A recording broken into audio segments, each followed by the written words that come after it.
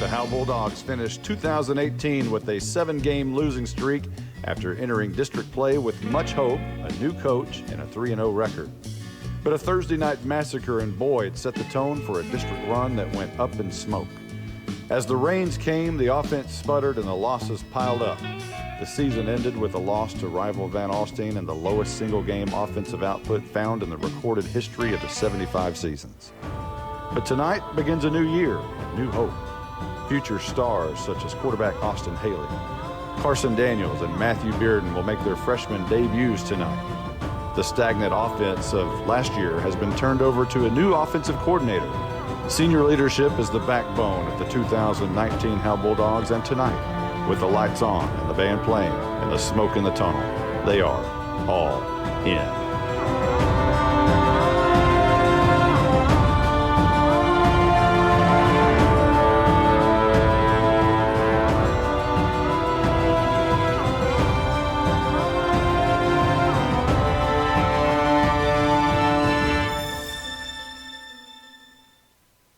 The following is a product of Grayson Publishing. Warning, the following high school football game is not for the faint. This is going to be Elvington on the reverse backside. Arturo Louder, he's got room, he's in, it's touchdown time in Texas. Please take all necessary precautions. Kiss him goodbye! To the 3, to the 2, he's in! It is touchdown time in Texas! Howe Bulldogs football is on HoweEnterprise.com and is brought to you by Sonic of Howe, Scoggins Funeral Home, Attorney Micah Belden, Bucksnort Barbecue, TechWave, and Meacham State Farm, Knight Furniture, Independent Bank, Star Auto Body, Torque Plumbing, Family Attorney Kimberly Killebrew, Juan Enciso Farmers Insurance, GCEC, The Old Man at the Coffee Shop, FBC Howe, the Howe Athletic Booster Club, Baker AC and Heating, Hit Exteriors. He hands off on the reverse to Louder from the left to the right, a seam, he's in, it's touchdown time in Texas. Now get ready because it's football time in Texas on HoweEnterprise.com. Here's the voice of Howe Bulldogs football, Monty Walker. Well, Pigskin, my old friends. So good to see you again. A new year, 2019, a new episode of the Howe Bulldogs. A fresh set of faces. Justin White as electricity in the house over here in Ponder because a freshman quarterback is going to make his debut tonight in Austin Haley. A lot of new faces on this offense. I can't think of a season in recent memory I've been more excited about. A lot of, like I said, a lot of new faces, a new offense, just a lot of unknowns. So looking forward to this season. It's going to be something to see tonight. Ponder, much like Howe. Howe's been down a couple of years. Ponder has been down for about 4 years. They've gone 14-27 over that span. Lost their coach last year. Got a new coach. He actually was their offensive coordinator for the past 3 years. So they elevated him.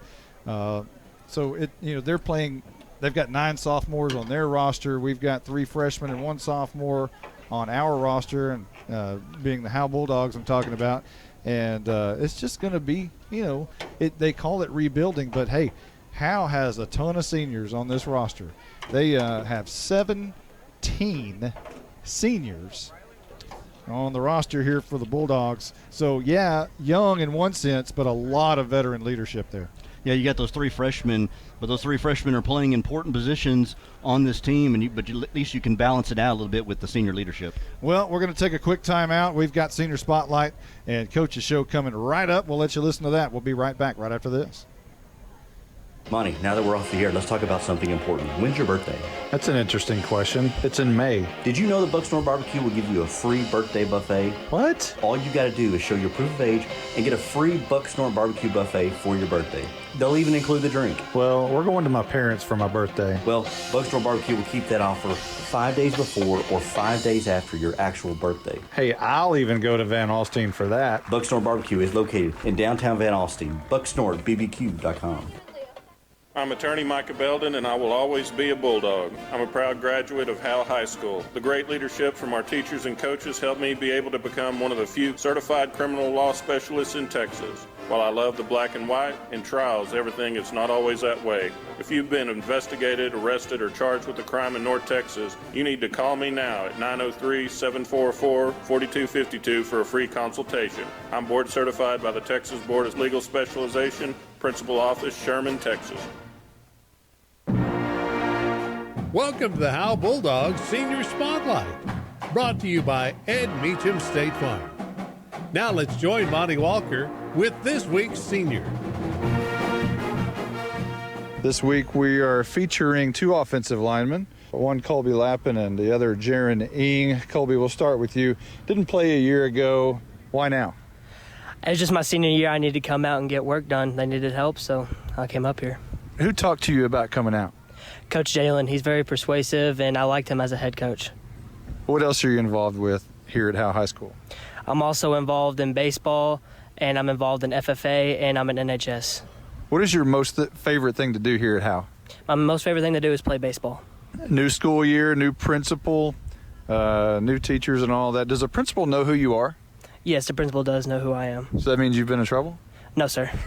Okay, I guess that's good. What about all these new teachers? Do you have a favorite yet? I'm not really have a favorite teacher, but I like all of them. They're all nice. He's such a nice guy. Pistol and shotgun snaps. When did you start working on that? I started working on that the first day of two-a-days. And have you ever done that before? I've done the quarterback under me, but I've never really done shotgun. Both ways. Are you in shape enough to do that? I think so. We'll see on Friday. What do you think about your freshman quarterback? He's pretty good. He's smart. He knows how to throw the ball, and I think he's going to get the job done. Do you think there's going to be any nerves tonight from you? There's definitely going to be some nerves since I haven't played for my sophomore year, but all we got to do is execute and do our job.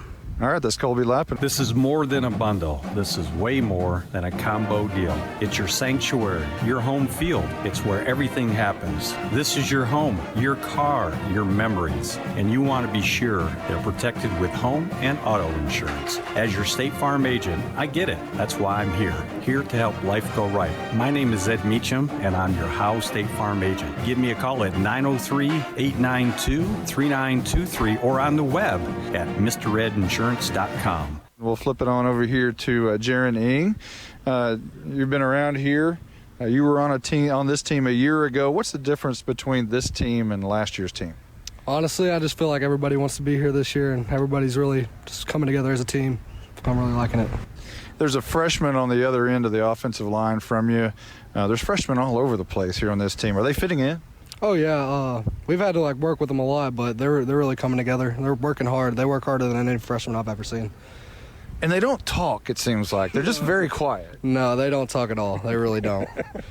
Is there a player that you've seen so far this year you're like, man, they've improved a whole lot since last year? Anybody stand out? Definitely JC. JC, he's came a long way since last year. He's picked up, and he's been playing his game really well. Who are the leaders on this team?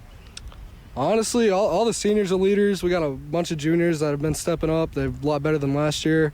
But I say JC, Fuzz, and Arturo, they're big leaders on the team.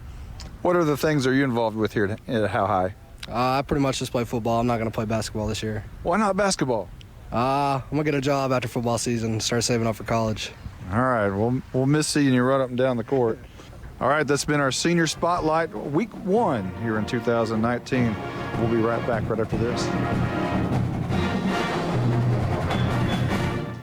Since 2011, Scoggins Funeral Home and Crematory has walked with hundreds of families through the most overwhelming time of their lives. Their job is simple: to make this season a little easier. What you can expect is a no-pressure, people-first philosophy, custom services for memorials that you'll remember forever, and reasonable pricing. Tommy and Bobby K. Scoggins have built a reputation over the past 30 years in the funeral business for making every family feel at home. Visit ScogginsFuneralHome.com or call 903-482-5225. Hello, Bulldog fans. This is Juan Enciso, your local farmers insurance agent here in Howe. We're here to assist you with your insurance needs, including auto, home, life, business needs, and more. We're vested in the community because we are the only insurance agent in Howe. Our office is at 403 West Hanning Street, or we can be reached by calling 972-382-6121. We're also on the web at farmersagent.com/JEnciso. I have the knowledge and experience to help you better understand your insurance coverage options. Call me, Juan Enciso, at 972-382-6121. Welcome to the Howe Bulldogs Coaches Show with Bill Jailing.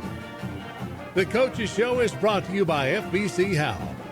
Now let's join Monty Walker with Bulldogs head coach Bill Jailing. Hey, Coach, a brand new season. This is why you do it. Starts tonight. You got a young team, but a lot of seniors on this team. A couple of starters that didn't even play a year ago. Colby Lappin and Hunter Brousseau are going to start for you tonight. What do you expect from them, knowing that they didn't play last year? I'm expecting them to get after it, number one.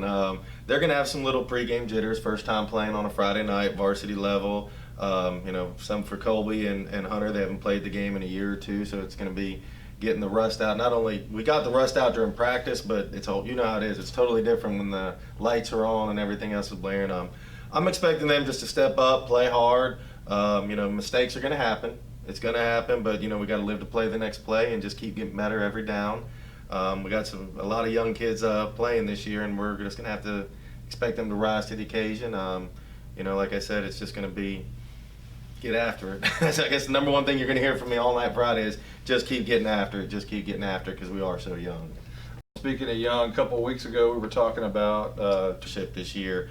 But, we're going with a freshman quarterback. He's got very good touch on the ball, throws the ball well. He understands the offense, and he's really smart. Austin is a very smart kid, picking up the keys that he's going to be reading on Friday nights and everything. But I'm expecting him to play, but I'm also saying the same thing I'm saying to Colby Lappin and Hunter Brousseau is mistakes are going to happen, man. It's going to happen. It's your first time in playing, and we just got to keep battling through and get better each snap. And with a freshman quarterback, as frustrated as we'll get with coaches when mistakes made, we always got to remember he's a 14-year-old kid playing on a Friday night.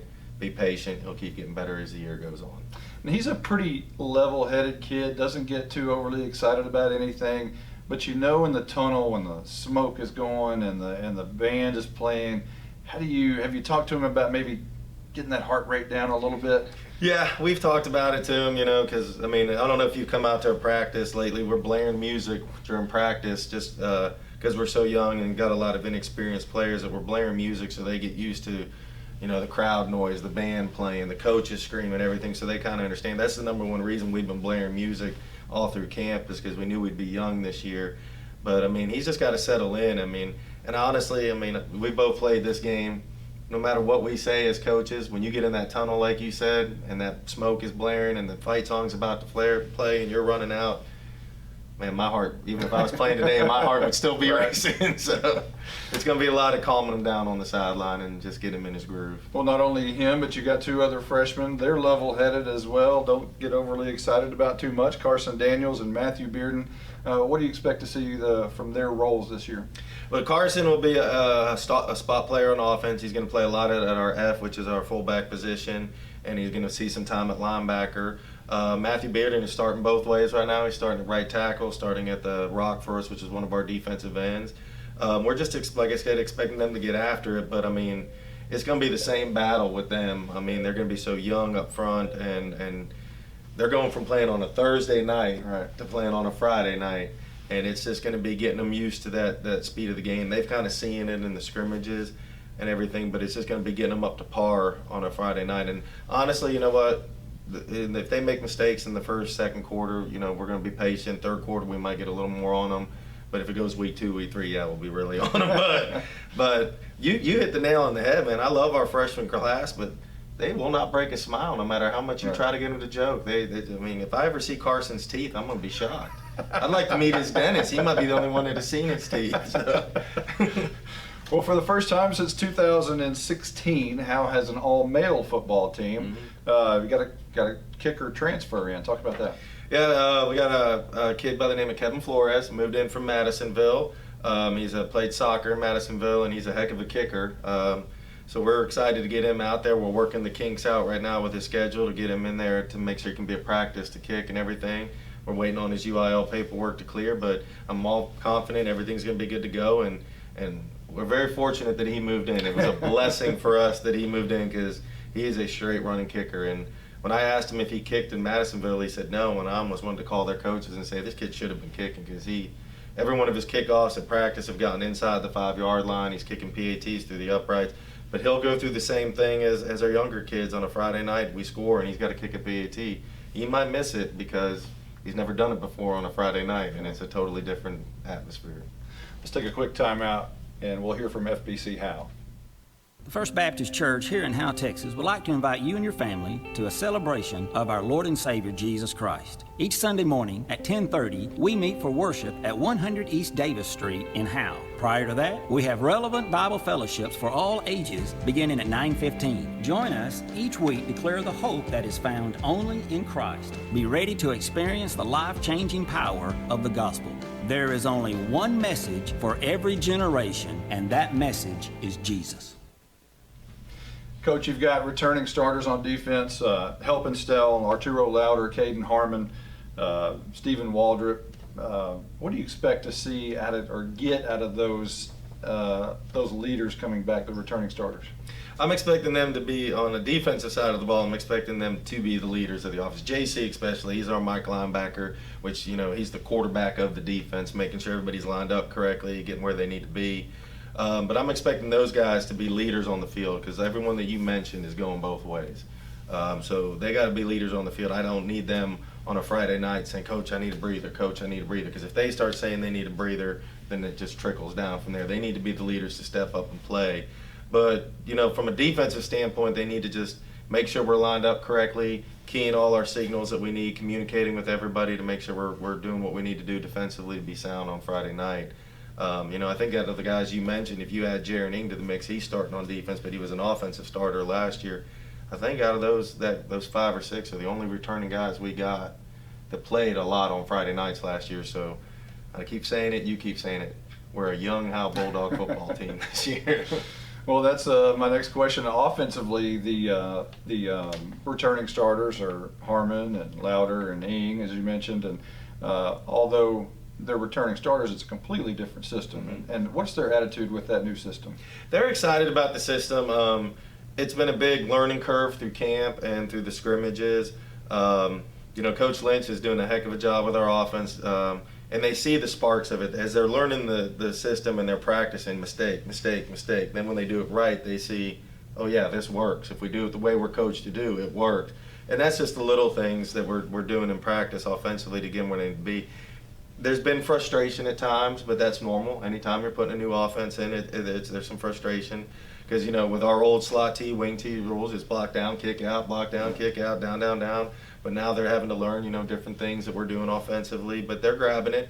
Anytime you install a new offense, you really won't see the benefits of it until week 3 probably, because that's when it really starts to sink. Because no matter what we do in practice, you don't get that game look until you start playing games. But they've been doing well. I'm excited for those guys. They need to just keep getting after it.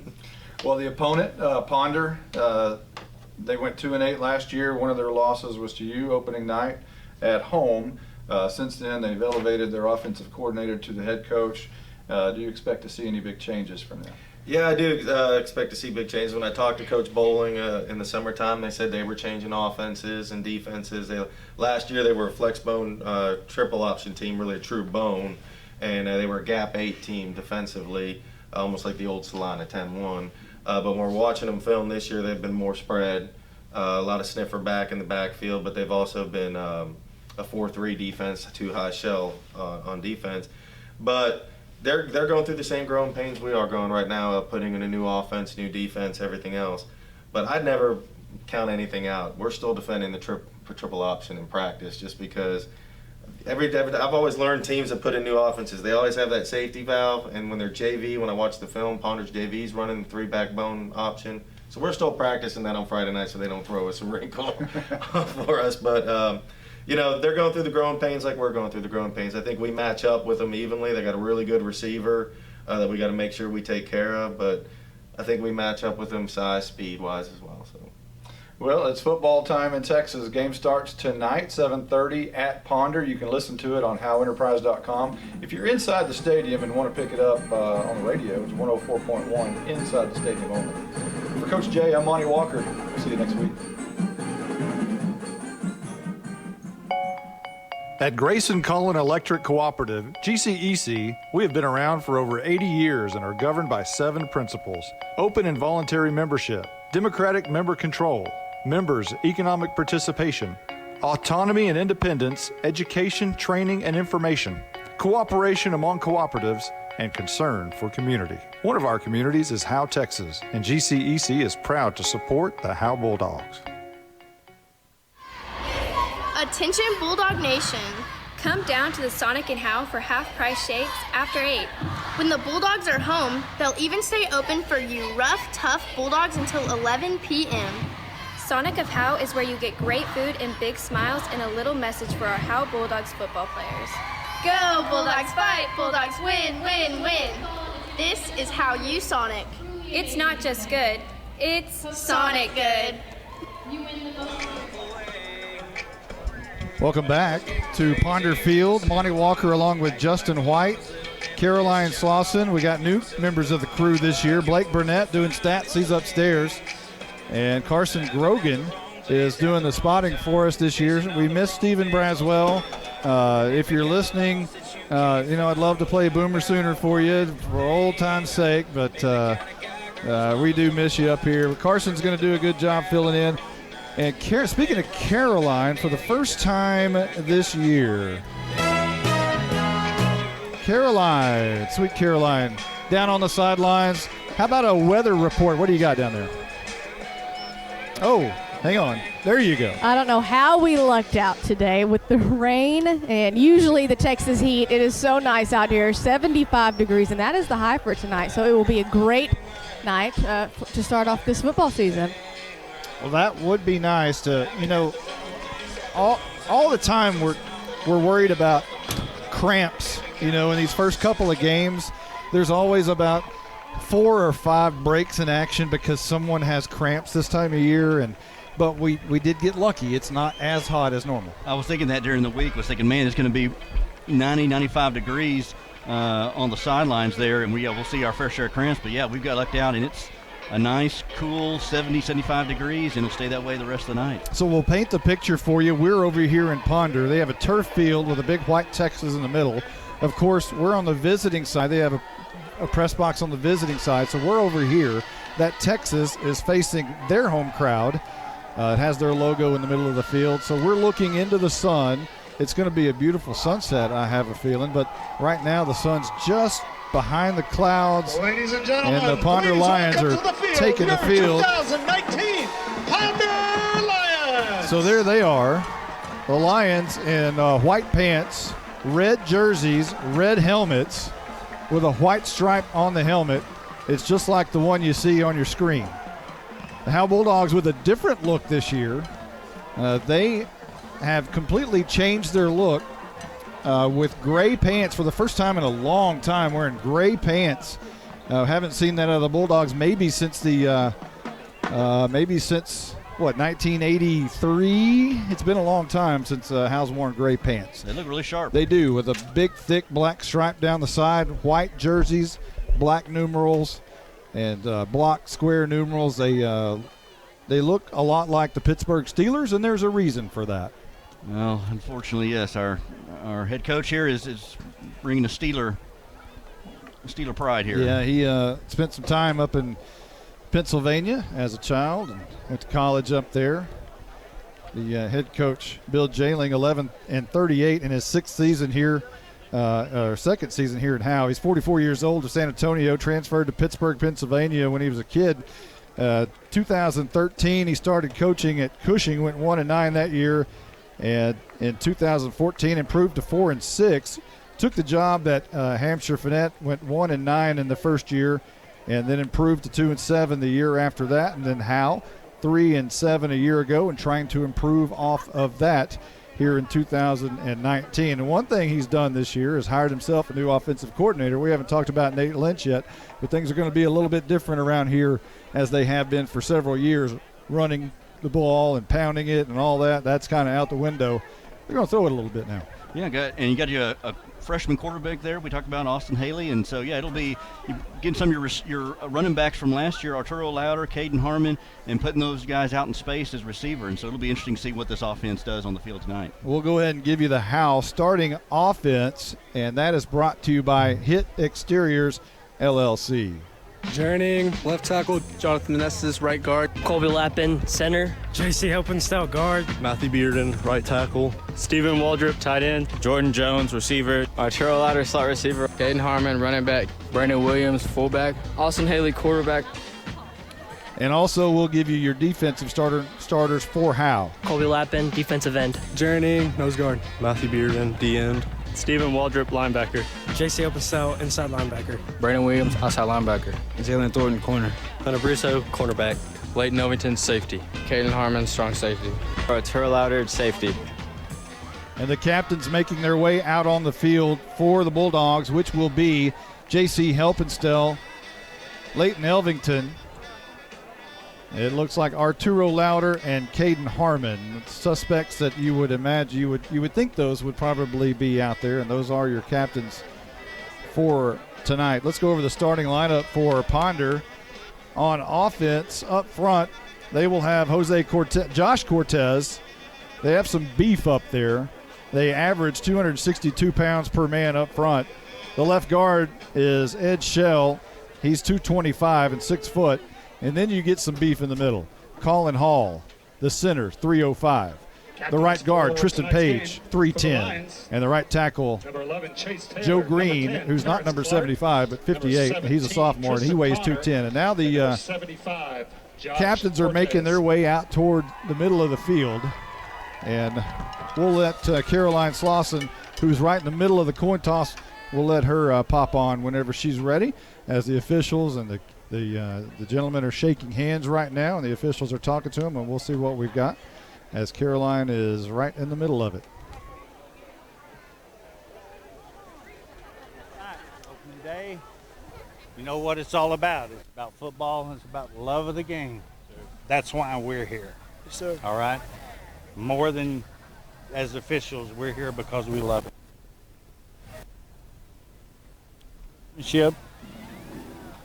Play hard, play clean, play fair. If we have a problem, something comes up, bring it to one of the officials and we'll deal with it, all right? Yes, sir. Try not to be cross-talking too much, all right? Very good, very good. All right, you're the visiting team. The patch is heads, the Panther is tails.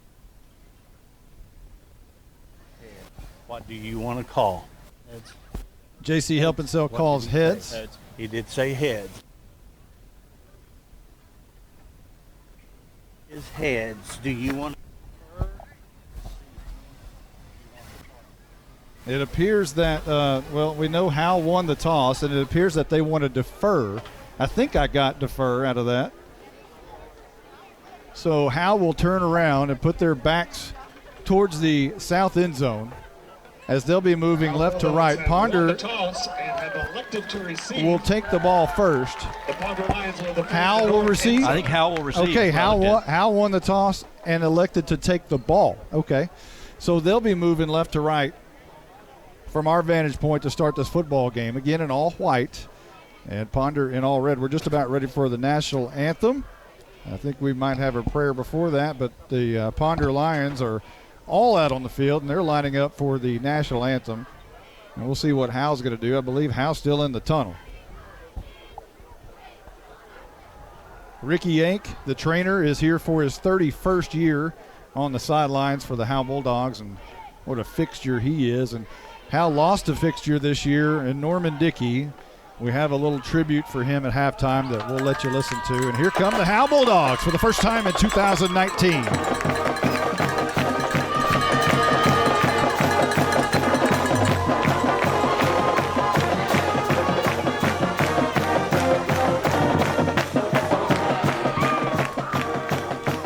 Well, what do you think the heart rate is like for your freshman quarterback?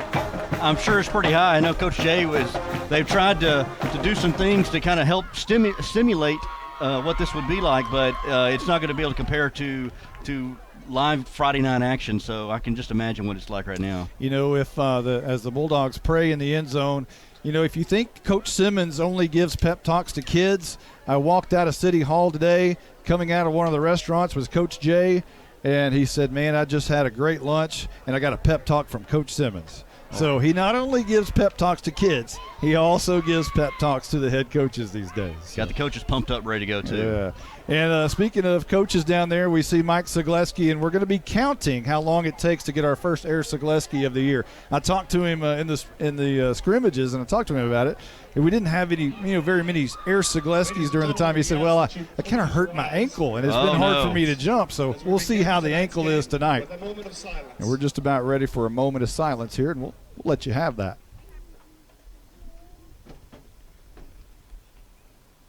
Thank you. And now we ask that you please remain standing as we honor America with the playing of our national anthem.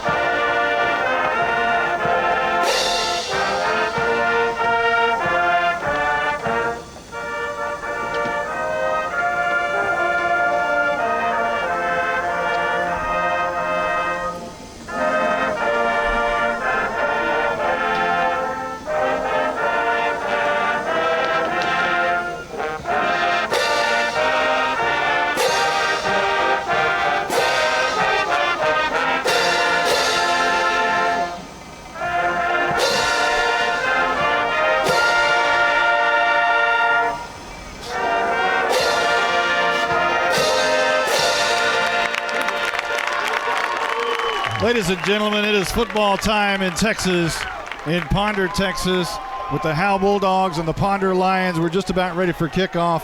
Howe will be receiving, and back deep for the Bulldogs will be Jalen Thornton, Arturo Louder, and Caden Harmon when they take the field. Doing the kicking for Ponder will be Cameron Carroll. He's a junior. And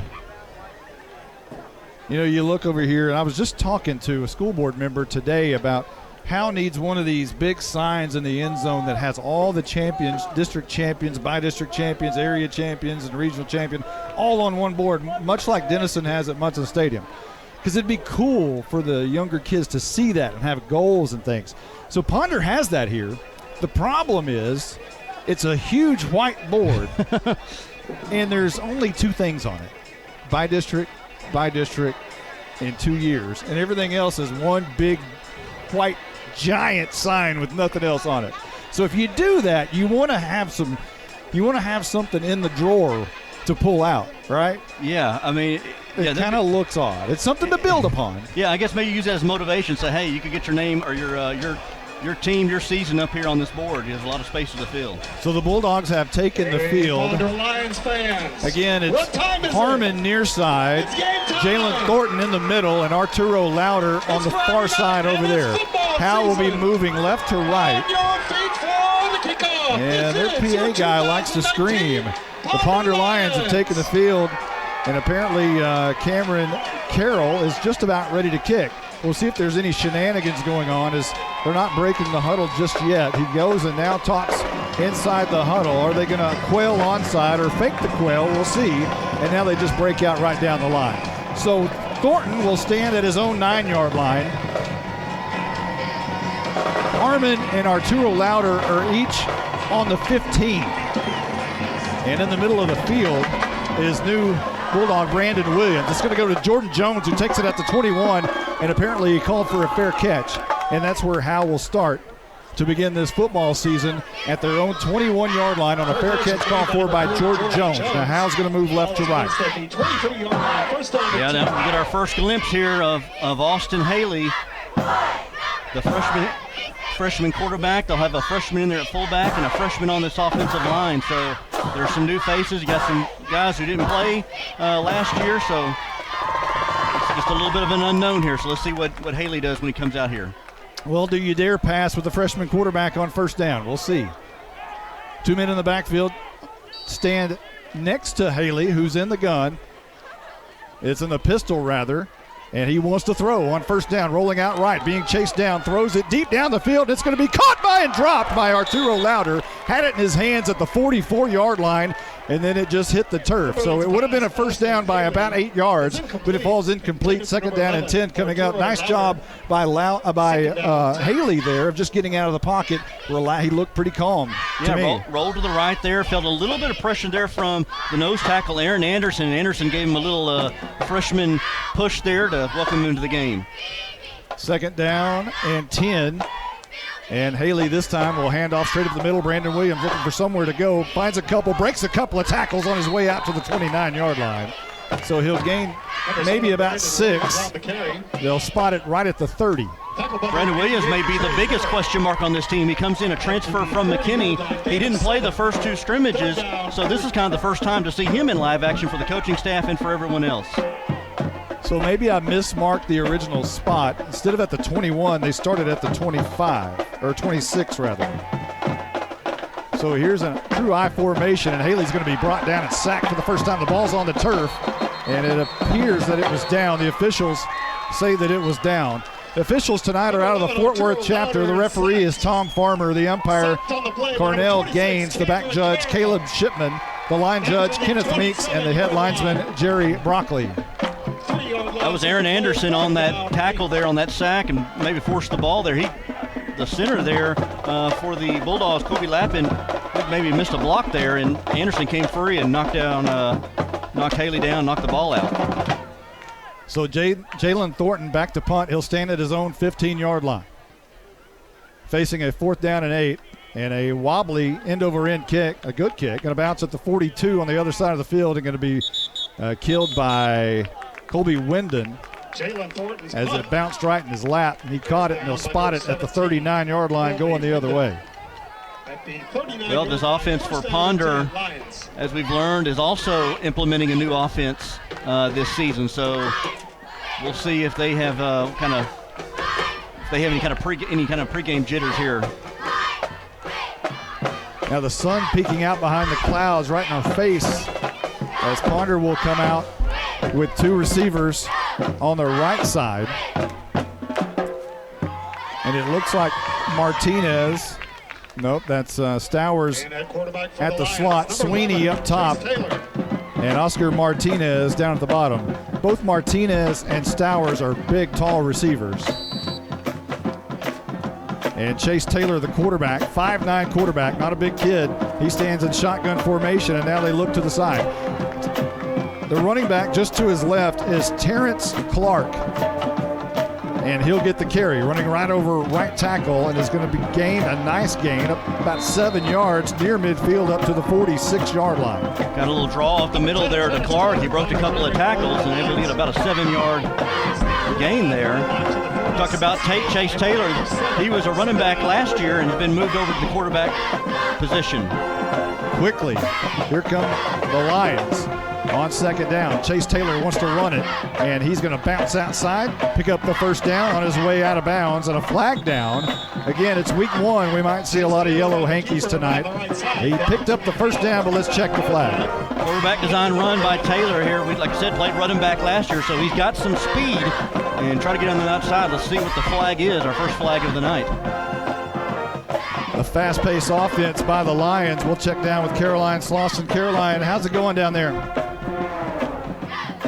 Going good, guys. Hey, a couple of new freshmen, as you've mentioned. Matthew Bearden is one of them. I got a chance to talk to his parents, Herb and Julie, and his grandma, Donna Wormsbaker.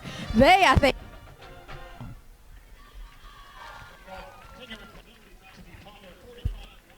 Uh-oh, it cut out. We'll hear what the grandparents said when we come back down to you.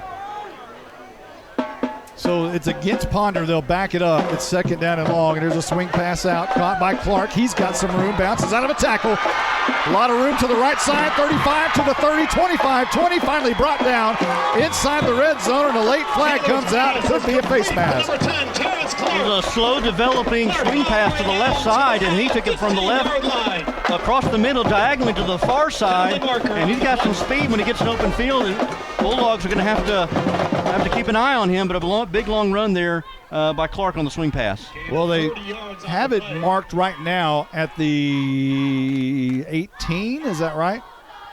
About 16. Now he's moving 17. So is that going to be against Ponder or against Howe? Here's another opportunity to check down with Caroline, though, and see what the Bearden folks had to say. Go ahead, Caroline. I got to talk to both his parents and his grandmother, and I think they're a lot more nervous than Matthew is. Well, Matthew's a pretty calm kid. He doesn't say a whole lot, not a lot of expressions. Carson Daniels, as you heard on the coach's show, he wanted to get a hold. Coach Jay wanted to get a hold of his dentist to see if he'd ever seen his teeth. So they picked up the flag, no flag, and the ball will be spotted at the 16-yard line. Is that right? I think so. About maybe the 15. 15-yard line. So first down and 10 for Ponder, knocking on the door at the Howe 15-yard line. First down and 10. Clark stands right beside, and Clark's going to get the carry coming left side, and he's going to be tackled by Leighton Elvington, but not after a pretty good pickup of about 5 yards or 6 yards to the 9-yard line. Looks like Terrence Clark so far is kind of the show, the man of this drive here. He had a draw there up the middle, get across the 10-yard line. Going to be near the goal line here. Juke Kelly, the fullback, and he does play a true fullback. Big kid. He's 6 foot 240 and a sophomore. He's a big kid. And now Clark will stand right behind him, offset eye. Taylor, high snap, he's going to bring it down and run himself. Jumps over a couple defenders inside the 5 to about the 4-yard line. Another quarterback keeper. He just went right up the middle there, went right behind his left guard there, Ed Shell, and able to knife his way across the 5 up to about the 4-yard line, but a first and goal now for the Lions. And they continue to move the ball at ease here on this Bulldog defense. Ponder getting about 5 yards a pop on every carry right here. First and goal. And this is going to be Clark from the 5, and he is knocked down inside the 5 to about the 2, maybe about the 1-yard line. I saw Helpenstell in on the tackle and Harmon, I believe. And Harmon, I believe, as well, in on the tackle, able to stop him just short of the goal line here. So it'll be second down and goal from the 1. Ponder knocking on the door. Taylor in shotgun, 3 receivers. Now he goes under center. Is he going to sneak it? He's going to try to sneak it behind that offensive line, and the big kids move it for him, and he's in. Touchdown, Ponder. And they sneak it on the board for the first time in 2019 and lead Howe 6-0. You had 3 receivers to the right, 1 to the left, empty backfield, and yes, quickly Taylor went up to the line, and you kind of knew it was coming. He was going to get behind his big offensive line that we said averages 262 pounds, and they were just able to push their way in for the touchdown, and Ponder has struck first blood here. So on for the PAT is Carroll. And the holder is Spivey, Connor Spivey. Straight on kicker. Toe puncher. Dinosaur. And it's through. 7-0. Ponder leads Howe with 8:07 on the clock in the first. We'll be right back right after this timeout. Ponder 7, Howe 0. If you've ever been in an automobile accident, who do you trust for your needed repairs? Star Auto Body is Texoma's most trusted body shop, serving all of Grayson County and surrounding counties since 1992. Star Auto Body is locally owned and operated. Services include major collision repairs with or without insurance claims, minor cosmetic repairs, parts replacement, and refinishing. Choose Star Auto Body and Alignments in Howe, Texas, 903-532-5365. Star Auto Body of Howe, Texas. This is attorney Kimberly Killebrew. I'm a Howe resident with 27 years experience practicing family law. I service the greater North Texas area, including Grayson, Collin, and Denton counties. Call 214-432-1595 to schedule a consultation to discuss your divorce, child support, custody, or family law needs. Mention this ad and you receive a free 15-minute phone conference. In-person appointments are available in Grayson County or our principal office in Plano, Texas. Welcome back. 7-0. Ponder in the lead here early with 8:07 on the clock. As we're just about ready for our second Tech Wave kickoff of the night. Your scoring drive recap we'll get to you in just a moment. And this is Carroll. And he's going to kick it fairly deep. It'll take a big bounce to Caden Harmon, who takes it across the 20-25, runs into a sea of defenders at the 29-yard line. And that's where Howe will start with 7:59 on the clock. Well, we didn't see a very big sample size on that last drive there by the Bulldogs on the 3 and out. We saw an incomplete pass. We saw a missed block there. And so we'll see what happens here round 2 here for the Bulldogs here. See if Austin Haley, maybe he's gotten a little bit more comfortable now in the pocket. The hit exterior LLC scoring drive recap, 6 plays, 71 yards for Ponder. Capped off by a Taylor sneak. And here's a handoff to Carson Daniels for the first time tonight. First varsity action for Daniels, and he'll get about 5 yards on his carry, his very first carry ever, up to the 34-yard line. And they're starting to move fast here. Daniels with a quick draw up the middle there. Initiate a little pound there at the end. Daniels and Haley in the backfield. They played 8th grade football a year ago. Here's a swing pass out. Arturo Louder makes the catch. Can't spin out of a tackle. He'll get back to the line of scrimmage, I believe. No gain will bring up 3rd down and long. Just a quick pass over there to the right side there to Louder, and the line defense was quick to pursue. Haley looks a little bit more comfortable in the pocket there on this drive.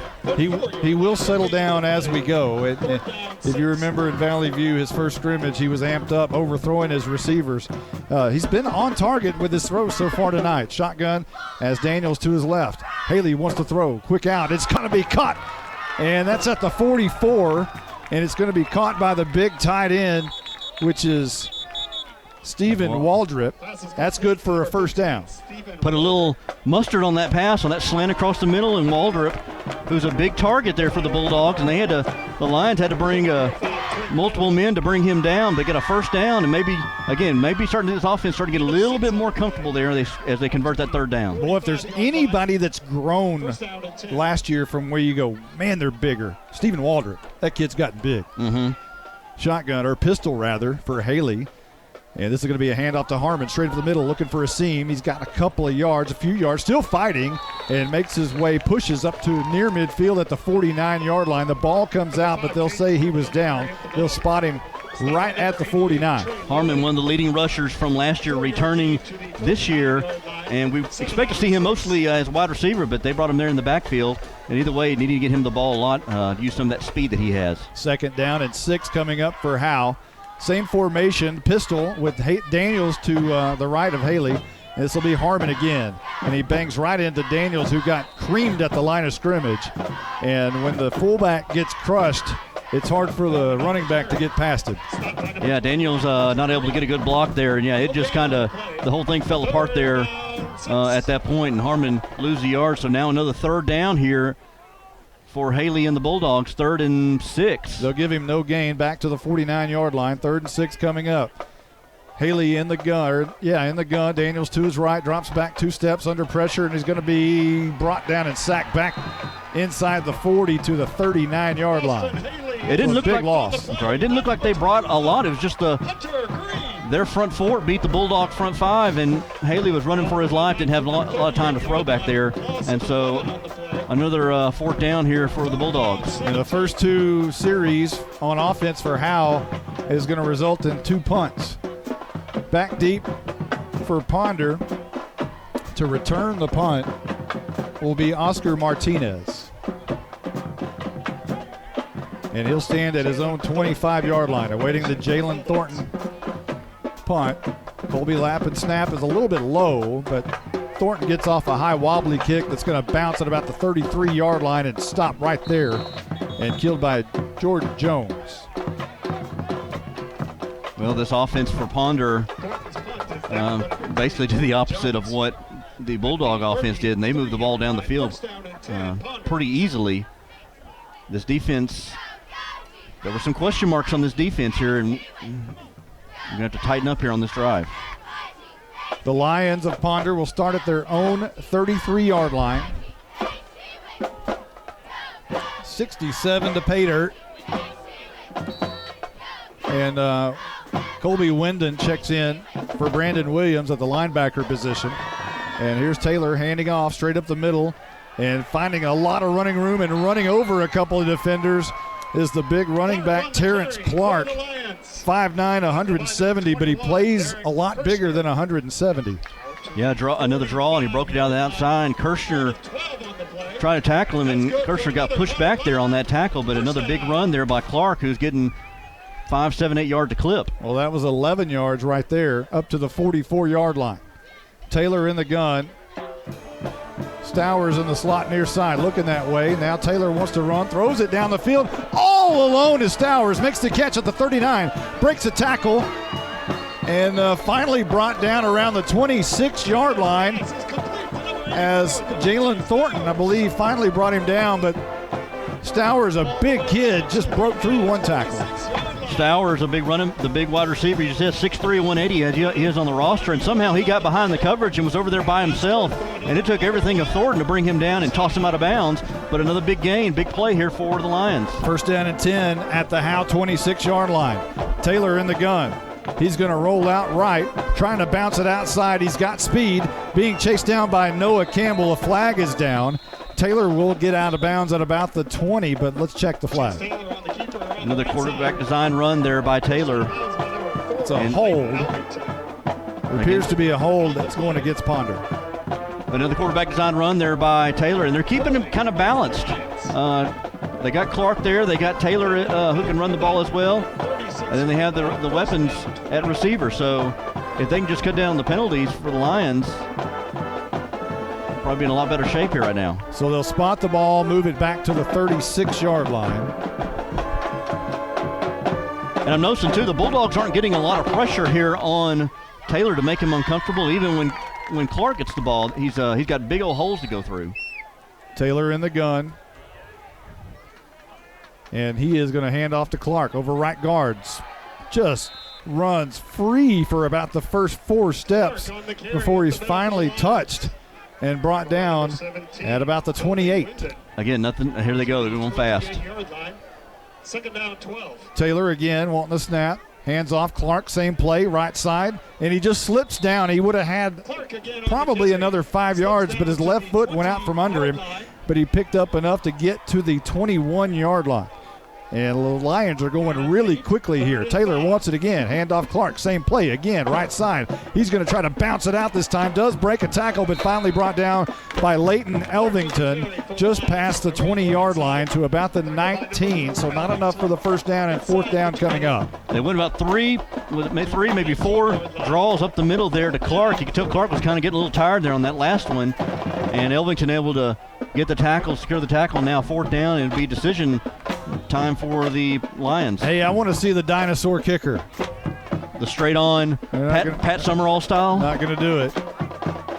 And here is Taylor, drops back 3 steps, flushed out of the pocket, under pressure, running for his life. And he's going to turn the corner near side and brought down right before he got out of bounds for a loss of about 4 or 5. And we are told by our new spotter, Carson Grogan, that we got our first Air Zagleski of the year. Well, that's a good time to have it right now. They've able to stop a fourth down there, and ball will go over on downs. But Taylor was running there for his life. He had Ing and I think Bearden chasing him down, and just nowhere to go downfield. It was a nice little coverage sack there, and able to get the ball back into the Bulldogs, the hands of Austin Haley. Ball at the 24-yard line. Howe's got 76 to go. There's 2:30 rather on the clock here in the first quarter. Haley in the gun. 2 men beside him.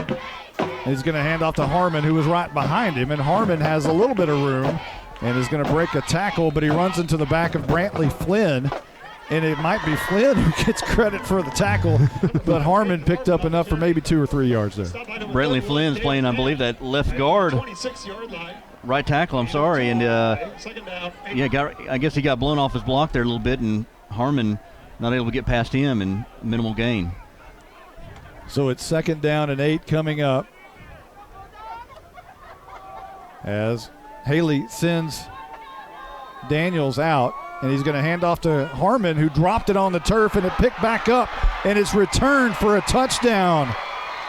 Harmon just dropped it. It fell right out of his lap. It was picked up. It was picked up by Hunter Green and ran straight into the end zone. Green, it just hopped. He played third base. It just hopped right up in his lap, and he raced. He just raced 25 yards for the touchdown. Harmon, handoff to Harmon. Harmon never got a clean handoff there, never able to secure it cleanly, and I thought maybe it bounced. I thought Harmon almost got it back on the bounce, but not able to secure it, and a fumble recovery back the other way for the Lions, and things couldn't look any worse here for the Bulldogs. And now our dinosaur kicker, Carroll, will try the PAT. And it's on the tee. The kick is up. It is low, and it is good. So 14-0. The Ponder Lions extend their lead with 1:47 remaining here in the first quarter. We'll be right back after we take this time out.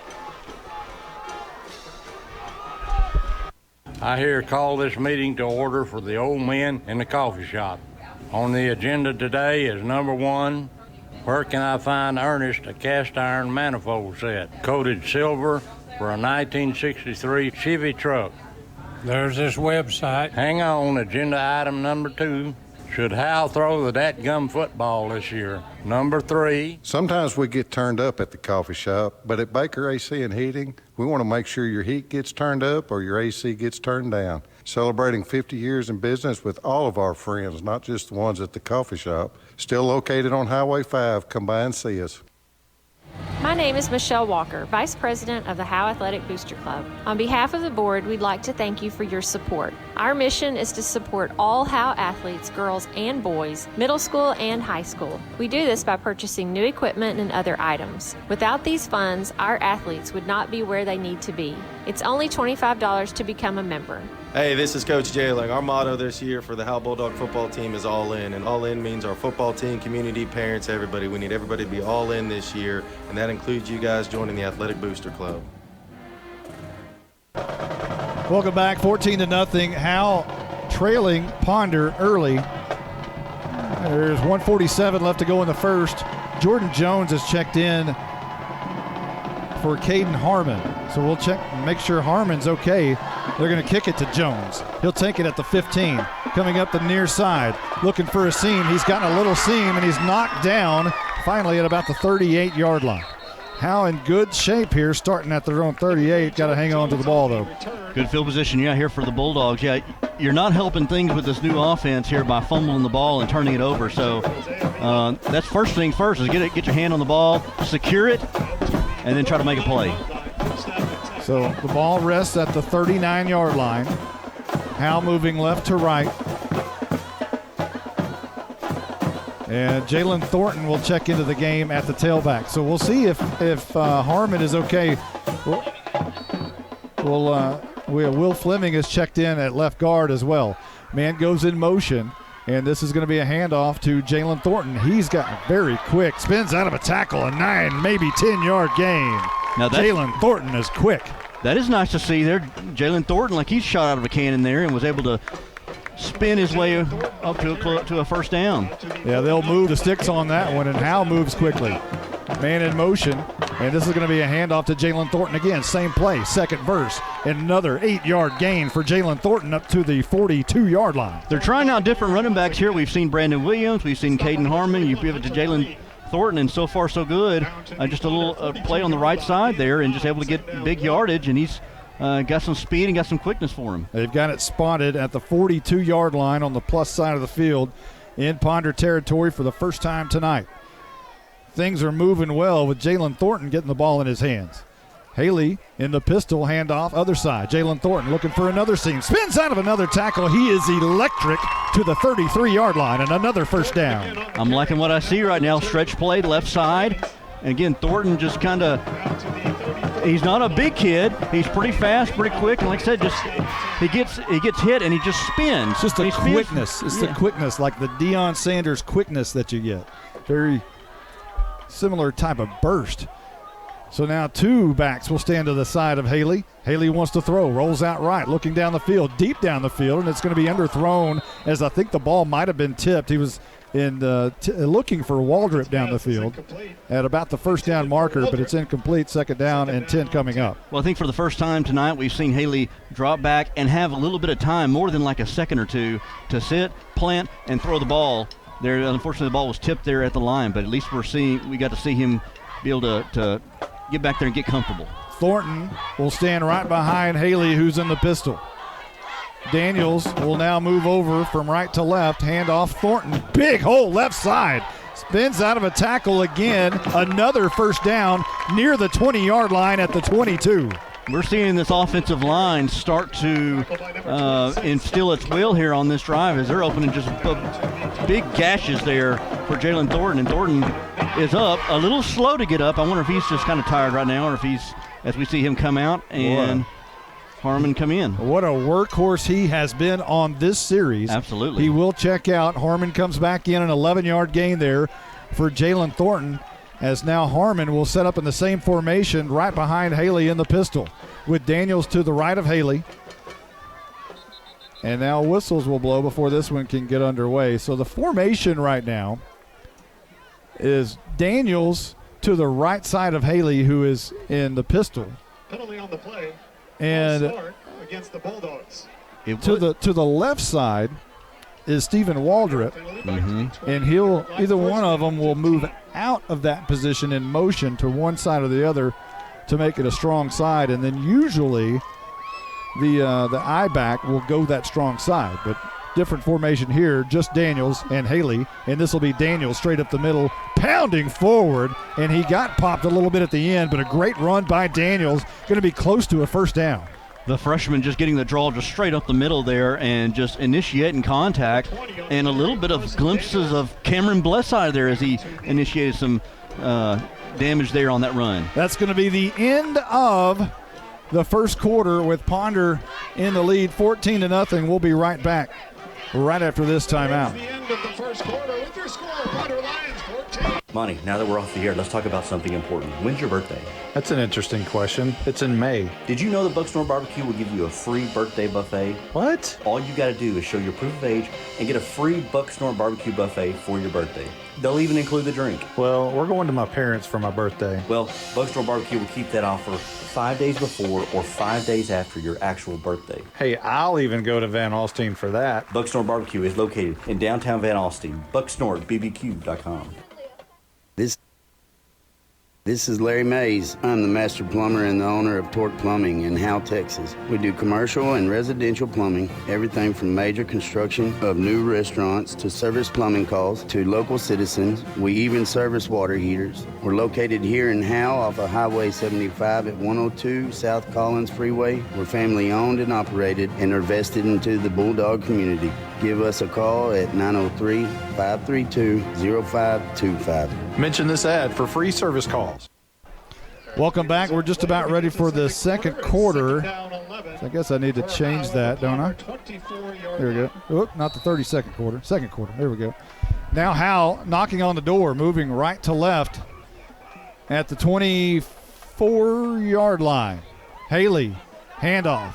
And that's Caden Harmon, and they sniffed that one out in a hurry. There's going to be a loss on that play back to the 29-yard line, and that's going to be a loss of about 5 yards as the I formation back starts very deep in the backfield anyway, and if they get you quickly, that's a big loss, and that's what happened there. And we're going quick here now. Third down and long. Haley with Daniels to his right and Waldrop to his left, and Harmon still in the game right behind him.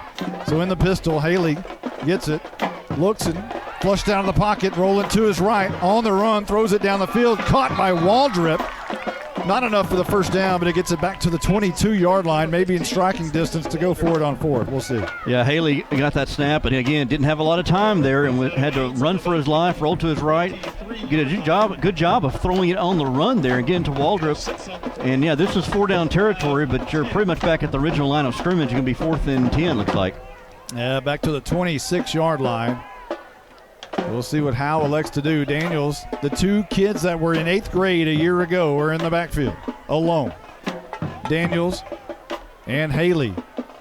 Daniels wants to throw left side. He's got Harmon who makes the catch. Looking for room. He's got the near side. He's got the 5. Kiss him goodbye. It is touchdown time in Texas. 26 yards. It's a Haley's Comet for the first time in his career. 14-6, awaiting the PAT with 11:05 left to go in the second quarter. Kind of a middle screen pass there to Harmon. He got a great block from Jaron Ing, who just pounded his defender there and cleared the way there for Harmon for the touchdown there. Great job there by Haley on the pass. Great job blocking by Ing, and Harmon with a great run. Well, here's your new kicker for Howe. It is a boot through. PAT is good. And that was the new kicker, Kevin Flores. Welcome to Howe. It's 14-7, and Bulldogs are a few stops from being right in the mix of this thing. We'll be right back right after this. To compete at the highest level, you need reliable teammates to share the load, strong leadership, and unquestionable character. It's true in athletics, and it's true with financial services. At Independent Bank, we understand success on the field is a result of unseen hours of hard work and preparation long before the first whistle. Visit any of our branches, and you'll find local bankers invested in the community, committed to building strong business partnerships and helping families reach their financial goals. Independent Bank is proud to be a part of Howe Student Athletics. Member FDIC, Equal Housing Lender. I'm attorney Micah Belden, and I will always be a Bulldog. I'm a proud graduate of Howe High School. The great leadership from our teachers and coaches helped me be able to become one of the few certified criminal law specialists in Texas. While I love the black and white, in trials, everything is not always that way. If you've been investigated, arrested, or charged with a crime in North Texas, you need to call me now at 903-744-4252 for a free consultation. I'm board certified by the Texas Board of Legal Specialization, Principal Office, Sherman, Texas. Let's check down real quickly down on the field. Hey, how about that score, Sweet Caroline? It was so awesome. We've got to switch that mic. That's what we got to do. All right, here's a pooch kick by Flores. Fair catch called for at the 30-yard line. And that's where Ponder will set up shop at their own 30, I believe. Well, the good news is the offense finally got going on the last drive, but you got to stop somebody. And Lions, who have scored on the first two possessions, start with decent field position at the 30-yard line. So Bulldogs are going to have to get off their blocks and make some tackles here. So first down and 10 as Noah Campbell checks into the game at linebacker. He's been in, but seeing a lot of Noah tonight. Here's a handoff to Clark, and he's brought down almost immediately right at the line of scrimmage. A nice play right there. Is that another freshman?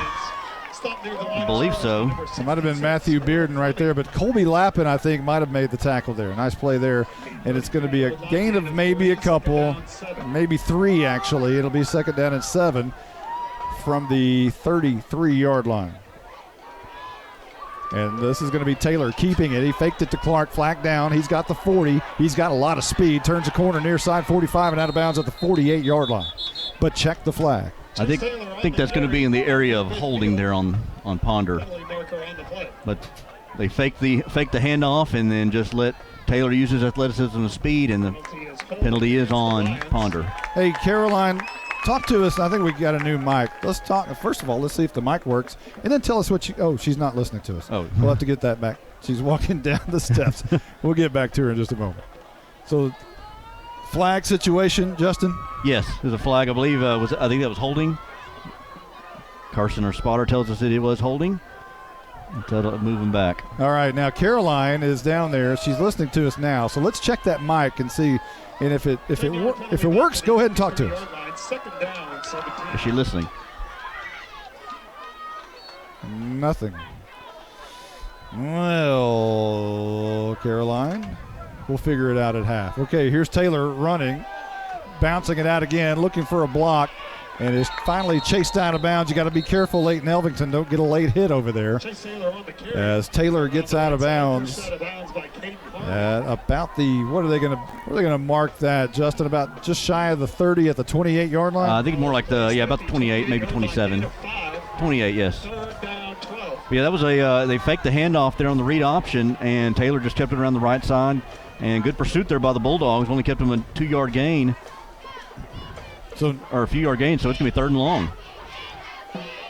3rd and about 12 right here for Ponder. Howe needs a stop desperately in this football game. Taylor in the gun. He's being chased down by Arturo Louder in his face, and it's going to be caught. Not enough for a first anywhere close. Might have been even a loss on the pass and catch. Arturo Louder brought the pressure on there and made Taylor make a decision quickly. On a cornerback blitz there for Louder, it was a very slow developing screenplay, and we all saw it from up here. We saw Louder getting closer and closer to Taylor, and Taylor held on to it just as long as he possibly could before being hit, but able to get it away, and then Clark only, it was out. Clark was able to catch it, but had to dive on it, and so he went down right away, so no gain on there. They were trying to set up the middle screen on that play, but it was a great time to bring the house, or at least bring the corner blitz. Perfect timing by the Howe defense. And here's the snap back to Taylor, who's going to punt this one away. That's Hunter Green, rather, punting it away. It's going to bounce at the Howe 49 and take a couple of hops backwards. And now Ponder will let it roll to the 42-yard line, and they'll actually keep walking up to the 45. I think it hit a Ponder player about the 46 and bounced back a couple of yards. So, and luckily the officials saw that. So they'll spot it at the 45 on the House side of the field. Caroline, do we want to try it? Is it completely dead? Maybe that's a bad. I pulled the batteries out, a brand new pack, but the batteries have probably been in the bag since last year. Oh, no. So maybe we'll try it again. And it worked so good during the pregame. Well, we changed microphones a minute ago. Yeah, so okay. Maybe we'll need to come back up here and get this other one. Oh, no. All right, so here we go. Ball at the 46 rather, of Howe. Haley wants to throw deep down the field, looking for Jordan Jones. He had a step on his man, but couldn't come down with it. The ball was overthrown by a step or two. Jones had to turn over the other shoulder and look for it. It was thrown to his left side instead of his right, so it'll be 2nd down. Well, for the first time, we get to see Haley throw the ball a long distance there, about a 20, 30 yard down the field, just overthrows Jones, so we see that he's got the strength to make a downfield throw, a long downfield throw. 2nd down and 10. Haley Barks gets it, handoff up the middle. Harmon looking for some room, right side, maybe about 2 yards possibly. Again, when you're in that deep I formation type situation, what looks like might be a 7-yard gain is only 2 or 3 because of the start. It starts way back there in shotgun. I was just going to say, yeah, he got the ball about 5 yards deep, so he may have ran 7 yards, but he ran 2 yards. 5 yards of that was before he got to the line of scrimmage. So they'll spot it 2 yards shy of midfield at the 48-yard line. Howe moving right to left in their white tops, gray pants with a thick black stripe down the side, black helmets. Haley drops back 3 steps, looks right side, flushed out of the pocket. He's coming near side. He wants to run. He's got the 50. He's got the corner being slugged down by the shoulder pads at the 46-yard line. No flag down. Not a horse collar, apparently. And they're going to go for it. Close enough to go for it, just past midfield at the 45-yard line. Got a yard to go. Big play here in the football game. And they're going to go quickly here on this 4th down. Ball's at the 46 on the Ponder side. Haley under center. Dots the I is Harmon, trying to draw him off sides. It doesn't appear like they're going to go offside, so Howe's going to call a timeout. That was simply a decision to line up on the football and go on a hard count and get a free 1st down. It didn't work out. Yeah, credit to Ponder there to stay with where they're at and not jump offside. So they're able to avoid a penalty and make Bulldogs burn a timeout. And now Howe will more than likely punt with 8:02 left to go in the first half near midfield. This is, when they lined up there, you talk, boy, that's a I don't know what the term is that I can use, but that's pretty gutsy. Gutsy, I think is the best word to use. Gutsy was a little higher than what I was originally thinking, but yeah, gutsy call to do it without a huddle and not think about it at all. They just got tackled. Haley got tackled there on that third down run, and they quickly got to the line just trying to get the hard count and not able to get it. So they're still going for it. Yeah. Still on the field as the offense at the 46-yard line, needing about 2 yards to convert for a first down. Haley is in the gun. Next to him is Carson Daniels, just to his left. Harmon to the right. Jordan Jones split out wide to the near side. Moving right to left. Howe needs 2 yards. Haley looks for the snap. Barks now drops back. Haley's going to punt it. Yep. They're going to snap it to Haley, and he's just going to quick kick it away. You hope here for a good snap. It's a high snap, goes over Haley's head just as you worried about. I just worried about that. Just thought about the bad snap. And it does go over Haley's head, and Ponder's going to have great position in Howe territory at the 42-yard line. Well, Haley got in shotgun. It looked like they were trying to do another hard count there. Maybe see to get him drop off sides. I don't think Haley went back far enough to punt to get in, because when you're a snapper, you're used to either one or two distances. You're either shotgun or you're punt. And Lappin is the same deep snapper. And if he didn't go back, he was kind of between the shotgun and the punt snap. Yeah, he dropped back there, and that ball went over his head. And luckily for Haley, was able to hop on that. Otherwise, it was going to be back the other way for another fumble recovery for a touchdown. So the ball at the 42-yard line. Taylor looking to throw deep down the field, left side, being covered up by Hunter Brusso, a flag down, and Oscar Martinez makes the catch anyway at the 20-yard line. Through the left side, it was one-on-one coverage there with Brusso and Martinez, and he was right there with them, but maybe a little pushing and shoving there at the end by Brusso, and it's going to be pass interference against the Bulldogs. Penalty be declined, though. It'll be first down. So ball at the 20, a 22-yard pickup on the pass from Taylor, who's not a very big quarterback at all. He's 5'9", and he doesn't have the true quarterback throwing motion. But all you got to do is when you got a receiver that's 6'1" over there is throw it up, and he went and got it. This is Taylor handing off. No, he's going to keep it around the right edge. He's got a lot of speed. He's got the 5. He's got a touchdown. Ponder scores again. It took him 2 plays to go 42 yards. And there's 7:40 on the clock in the second quarter, and they extend their lead 20-7, awaiting this PAT. Uh-oh.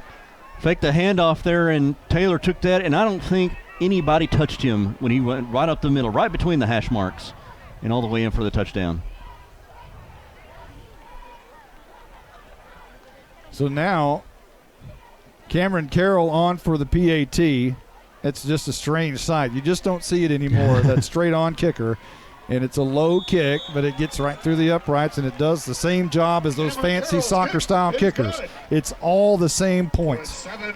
So now Howe is trailing 21-7 here with 7:40 left to go in the second. We'll be back right after this timeout.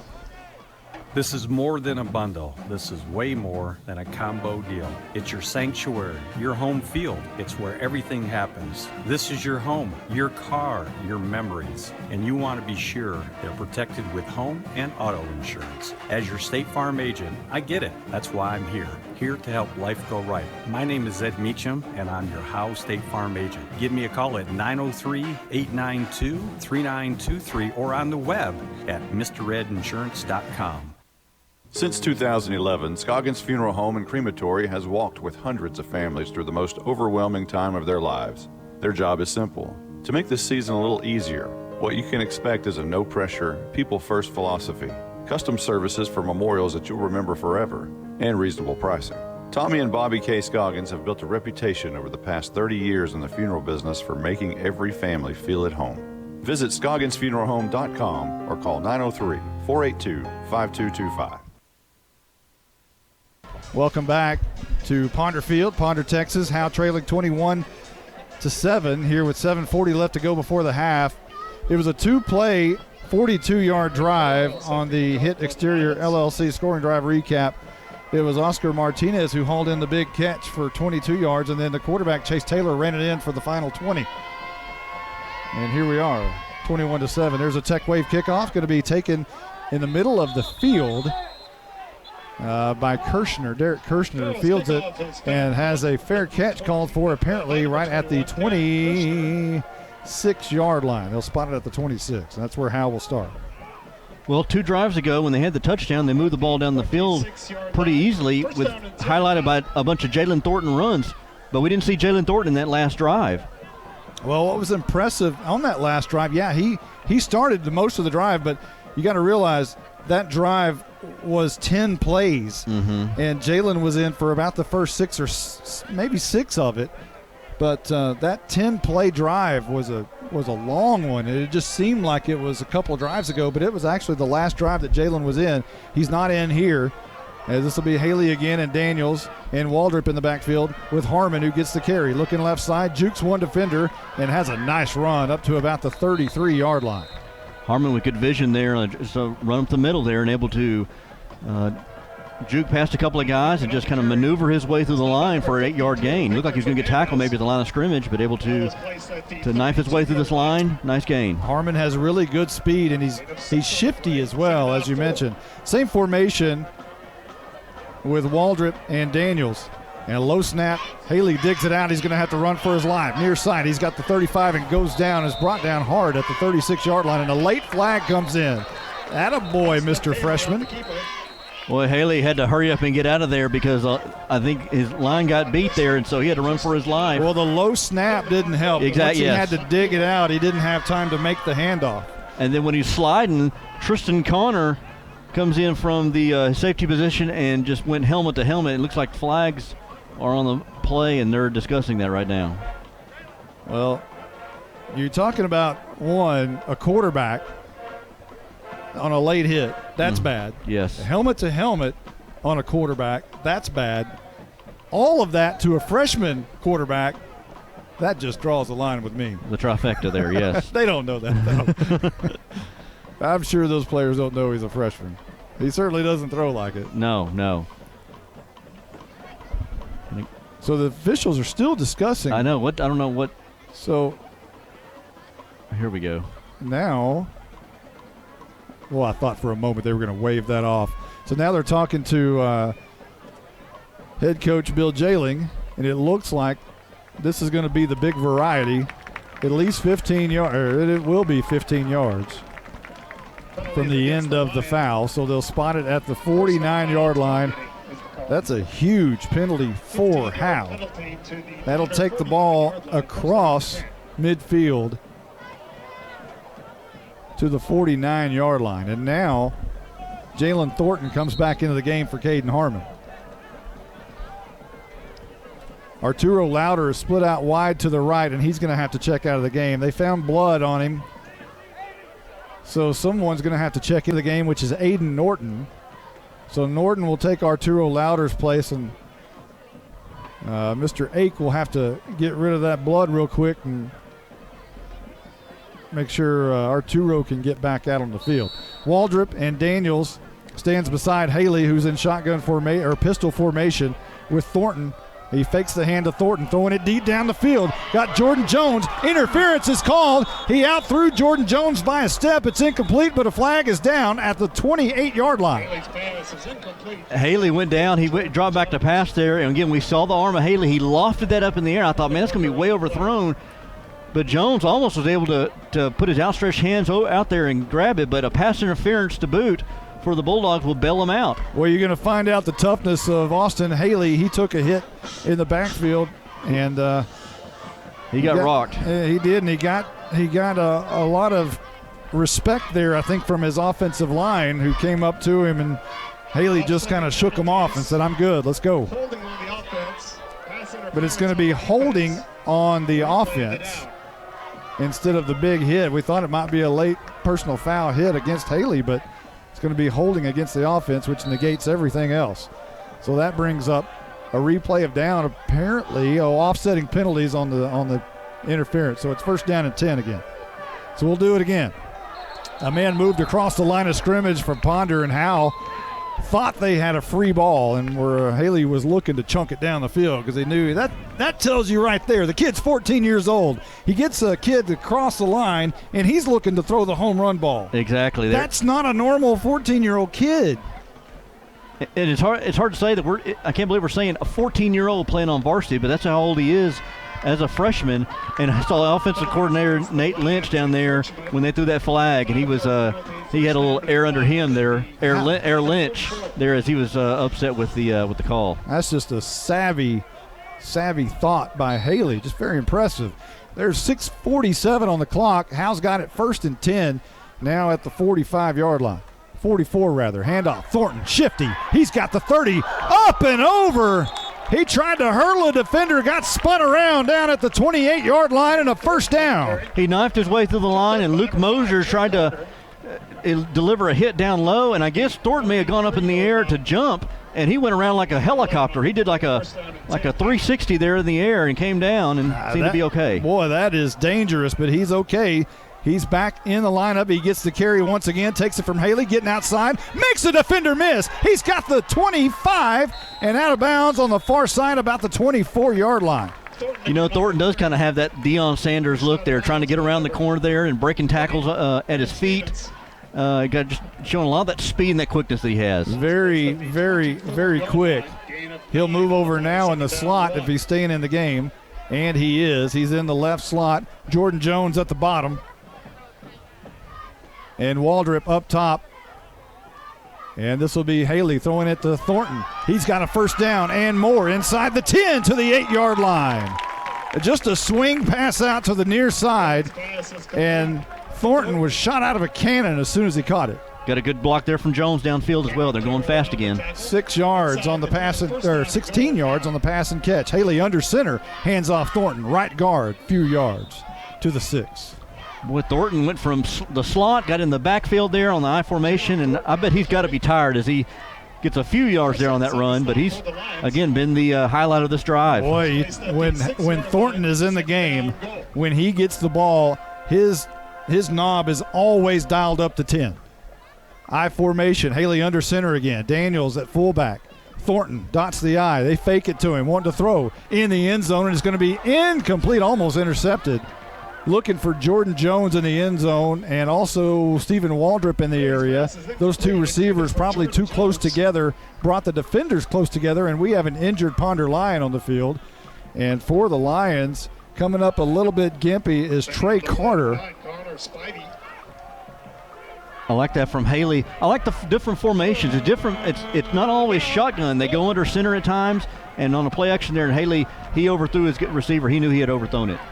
3rd down and goal from the 6. Haley wants to throw in the end zone. That one's incomplete. He was trying to hit Jones on a slant pattern, went in and out of his hands. That one should have been caught for a touchdown, but there's a flag down. Let's check the flag at the line of scrimmage. Try to get a quick slant there, and then right to the hands of Jones. He put it out on a rope there, and just too hot for Jones to handle, but it looks like we're going to get offsides. Is that the offsides against Ponder? Encroachment against the defense. Encroachment against the defense. Will move it halfway to the goal and replay the down. So the ball will be spotted at the 3. And it'll still be 3rd and goal from the 3. So now you're all of a sudden in a situation where you can run for it on 2 downs. And Harmon back in the game. Haley, pistol, barking, now turns around and looks. You got the play call.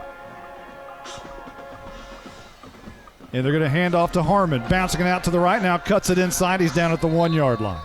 So now it's going to bring up a 4th and goal from the 1, and I'm assuming you're going to go ahead and go for it here when you're knocking on the door at 1 down by 14, right? And they're running to the line, too, again. Are they going to try and get them off sides? I formation, Haley under center at the 1-yard line. He's going to try to sneak it in. He did sneak it in, but a timeout was called before the play could get underway. Ponder called it. We're going to take it also. We'll be right back right after this. Hello, Bulldog fans. This is Juan Enciso, your local farmers insurance agent here in Howe. We're here to assist you with your insurance needs, including auto, home, life, business needs, and more. We're rested in the community because we are the only insurance agent in Howe. Our office is at 403 West Hanning Street, or we can be reached by calling 972-382-6121. We're also on the web at farmersagent.com/JEnciso. I have the knowledge and experience to help you better understand your insurance coverage options. Call me, Juan Enciso, at 972-382-6121. So what we have here is Jalen Thornton, 7 carries for 56 yards here in the first half. That's a pretty good rushing average, don't you think? How many carries we say? 7 carries, 56 yards for Jalen Thornton. 8 yards a carry. Sounds about right, too. Pretty impressive.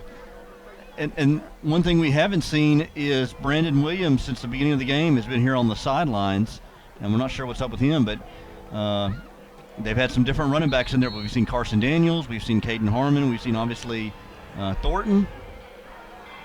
So it's a committee of running backs that they have here. Daniels into the game and Harmon into the game. Haley is not in the game. Is he? No, Harmon's going to take the snap. Low snap, and Harmon has to pick it up and try to run it in. Did his knee hit the ground? No, it did. I think when he went to pick it up, I think his knee was on the ground. Oh, my. How unfortunate is that? Unbelievable. Unfortunate for the Bulldogs at the 1 yard line on 4th and goal, and he scores. But it's all nullified because of a low snap where his knee hit the ground to try to pick it up.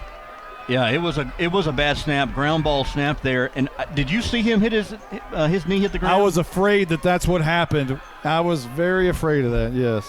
And he got it, and he did score, but I guess the knee hit the ground. And, I mean, even after a timeout that happens, that's just unacceptable. Man. So now the Lions have to go 95 yards with over 5 minutes to go. How much time? We got 5:18 on the clock. Jackson Adkins in at defensive end on first down from the 1 is going to be Carey outside the 5. And now late flags come in. Stop number 58, Jonathan Maness. Yeah, they'll spot it. Let's see where. Well, I think they originally got out to about the 9 yard line. Is that about right? Yeah. Let's see what the flags. Yeah. It was a quarterback keeper there by Taylor, and I didn't see what the flag was. Well, Noah Campbell's coming out of the game, so there's one indication what it could be. And apparently is a personal foul on Campbell as he'll come off the field, and Waldrop checks back into the game. It's unsportsmanlike conduct against the Bulldogs. So that'll be a 15-yard penalty and get Ponder out of a big trap and a big hole they were in. They'll now have the ball just out past the 20. A big, huge penalty against Howe right there. We'll move the ball out to the 22-yard line. Yeah, bad time for that to happen. You have them deep in their own territory, and now you've given them more breathing room for an offense that's been able to move the ball up and down the field with no problem. So here's Ponder lining up, and it's Chase Taylor who's in shotgun formation. And Clark moves to his right, and it'll be a snap down, and this is going to be Taylor running it. He jukes out Harmon, and now he jukes out another defender, which was Brousseau, on his way to a first down carry and about a 12-yard gain out past the 35. Yeah, Taylor again. He's a weapon out there. He can throw the ball. He can throw the ball. He can definitely run the ball. Again, we talked about him playing running back last year. He's able to juke a couple of defenders and get a first down on that 10-yard, 11-yard run. Ball at the 34. I misspoke a moment ago. Not past the 35, but at the 34. A first down. Moving left to right is Ponder.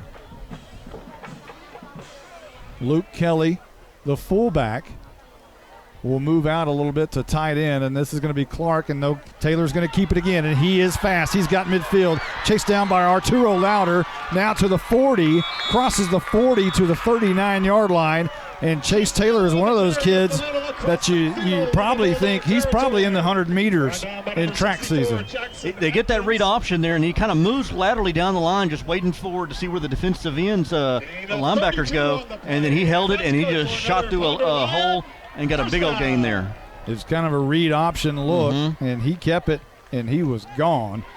Down at the 40-yard line, Jackson Adkins checks out of the game, and Matthew Bearden checks back into the game. So first down and 10 for Ponder, left to right at the Howe 40-yard line. 21-7, our score with 4:49 left to go before the half. Taylor in the gun with Luke Kelly standing right in front of him. And Terrence Clark to his right. And this is going to be Clark over left guard. He's got a big hole. Ball comes out, but they'll say he was down. Wow, that was close. It was good enough for very close to a first down, about a 9-yard run to the 31-yard line. But that ball came out about the same time the knee went down, but the official was right there to call it. So again, just another draw at the middle there behind the left guard, and it wasn't a big hole there, but he was just able to make himself skinny and just find a little crack there to get through, and enough for almost a first down, second down and short. Man, you can make yourself skinny. I'm going to do that.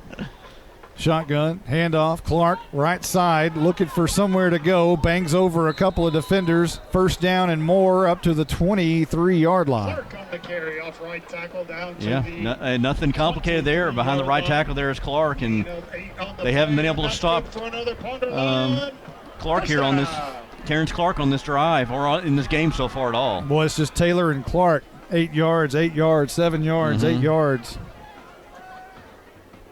Sweeney split out wide to the near side. Stowers in the slot to the right. Oscar Martinez up top. Don't fall asleep. Handoff. Terrence Clark straight up the middle. Rumbling past the 20 or right at it. Good for about 3 yards there. Good job there by the Bulldog defensive line there. You saw Bearden, Ing, and Lappin that are in there. And Matthew Bearden checks out. Will Fleming checks out. Hunter Brusso checks out. And trying to match up the beef on that offensive line there. And the rest. Trying to get some rest. Matthew Bearden going both ways.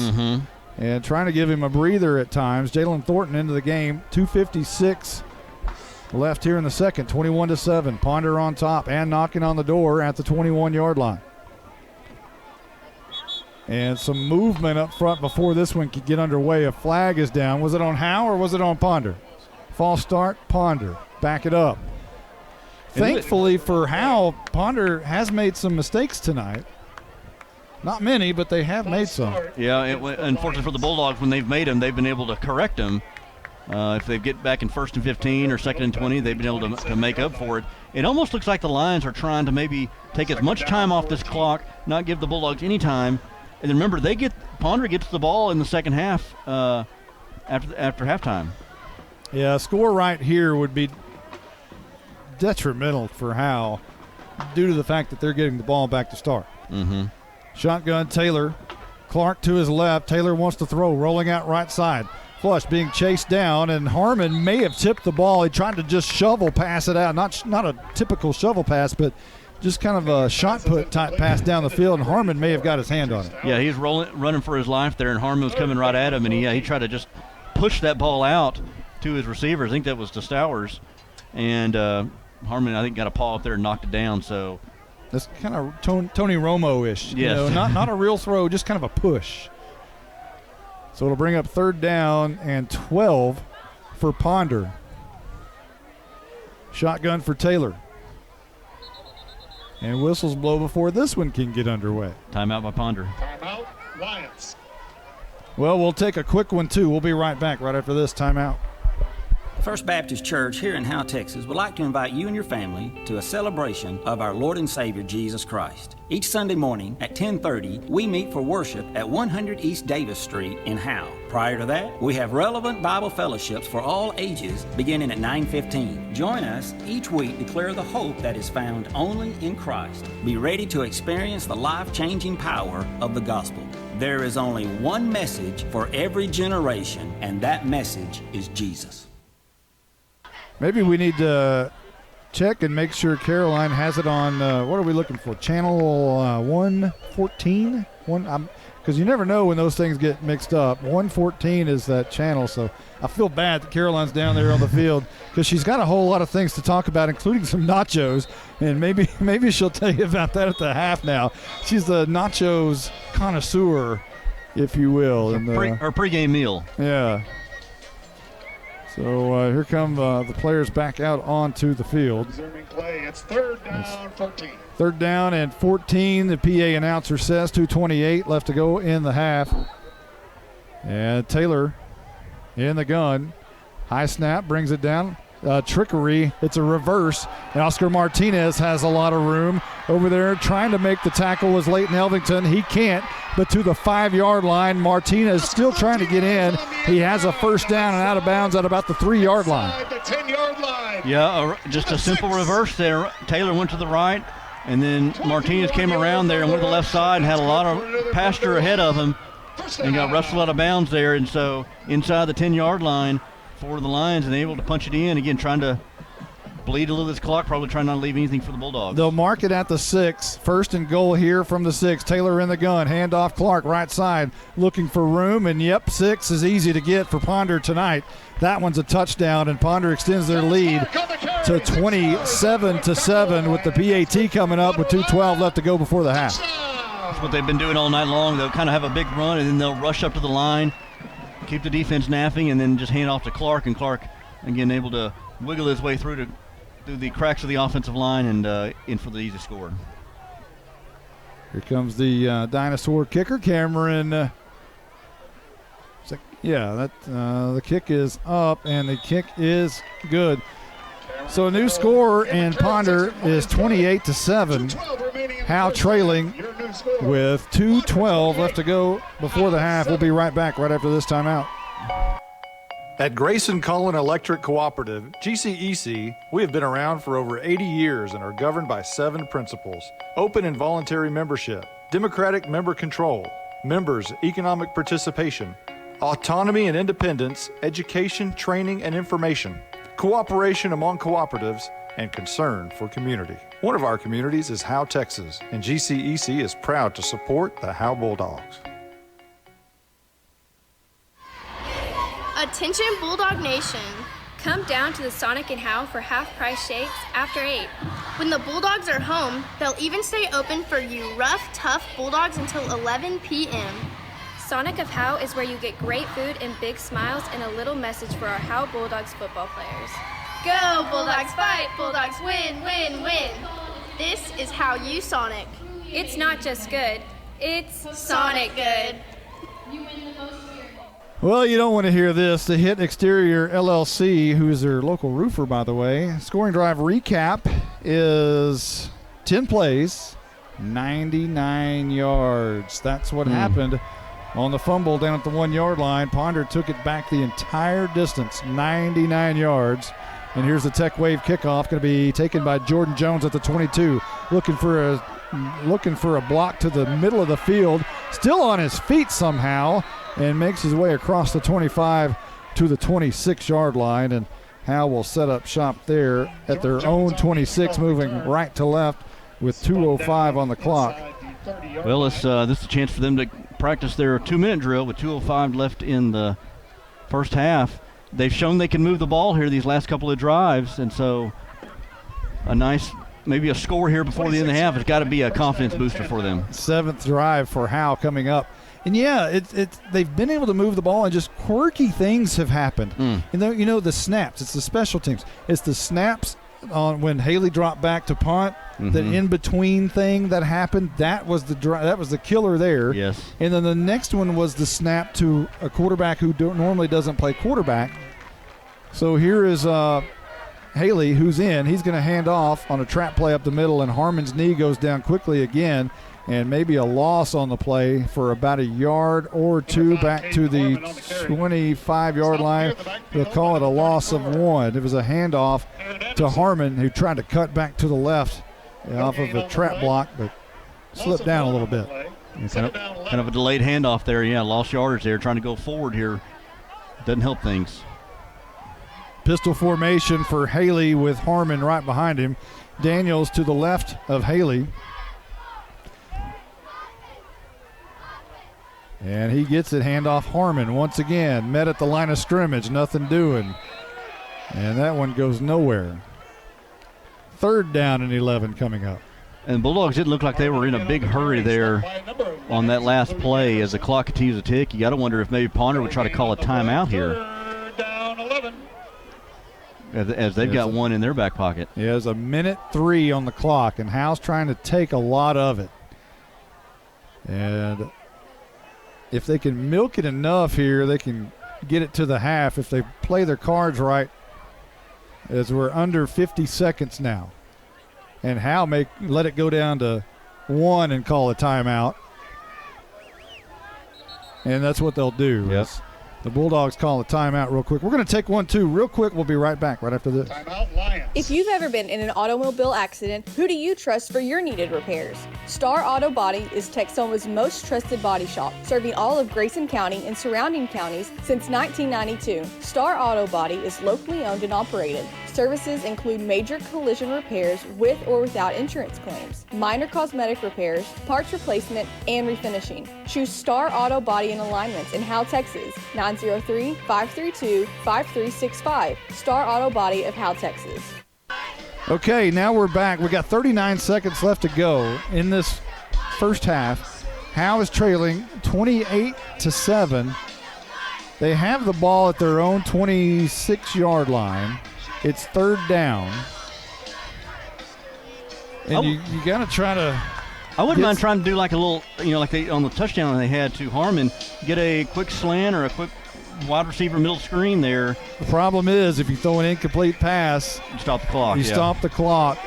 But if you run the ball here, you force Ponder to use a timeout, or they may not. But you probably got to run the football here, I would think, just for clock purposes anyway. But you never know. That's why you never know. You got to play it. Waldrop and Daniels in the backfield. Haley in the pistol with Harmon right behind him. This is going to be a throw. Haley is going to be caught by Waldrop, close to a first down. Did he get out of bounds? He's not even down yet. And finally, he's down at the 31-yard line. He tried to get up and move forward after the catch. Actually, he wasn't down yet, but they'll spot it, give him forward progress to the 35-yard line. It was just a pass there off to the left side there to Waldrop, and he got hammered pretty good, but just came right back. I think Haley's found his Gronkowski for sure. his Witten, his Gronk. Yeah, for sure. A little safety valve right there in Waldrop. That's a pretty good connection. Yeah, like I said, Waldrop got some power there. He got hit pretty good and then didn't go down right away. They're going to take this one. That's the end of the half, all the way to 0.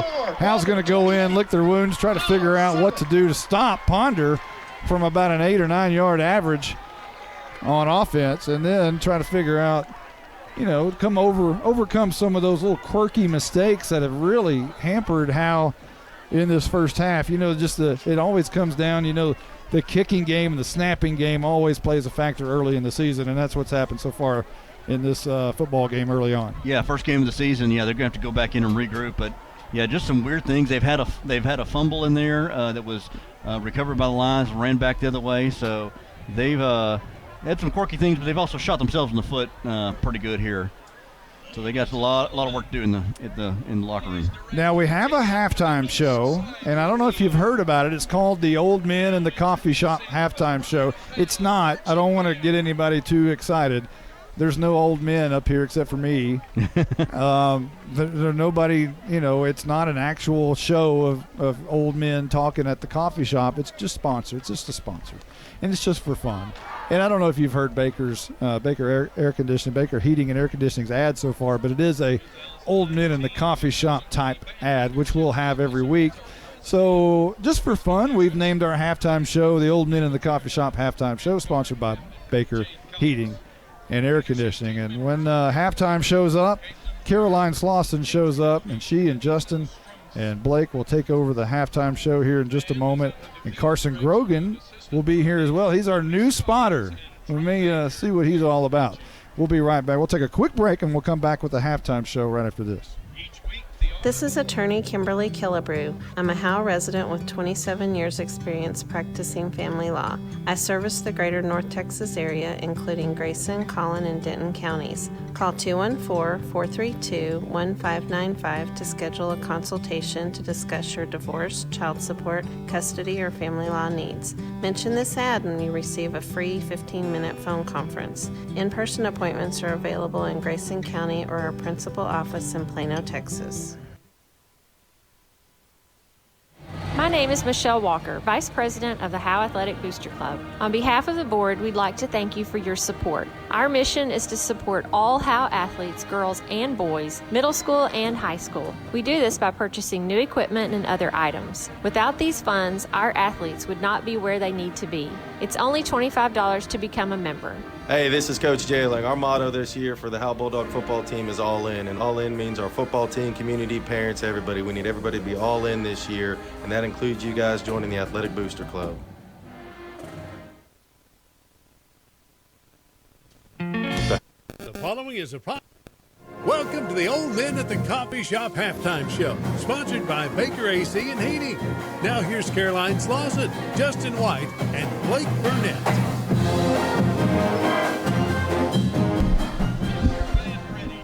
Hey, Justin White, we're back. A new year. I know. Can you believe it? Yeah, a new year, new sponsors. New sponsor is what I love the most. This is so great. Old Men at the Coffee Shop and Night Furniture Halftime Show. Welcome back to Ponder. 28-7 at half, 28 on top. Well, where would you like to start? Oh, man. Me and Monty were talking about the mistakes, the weird things that have been coming on, but some of it's been self-inflicted by the Bulldogs. You start with that fumble early on in the first quarter there that was ran back the other way for a touchdown.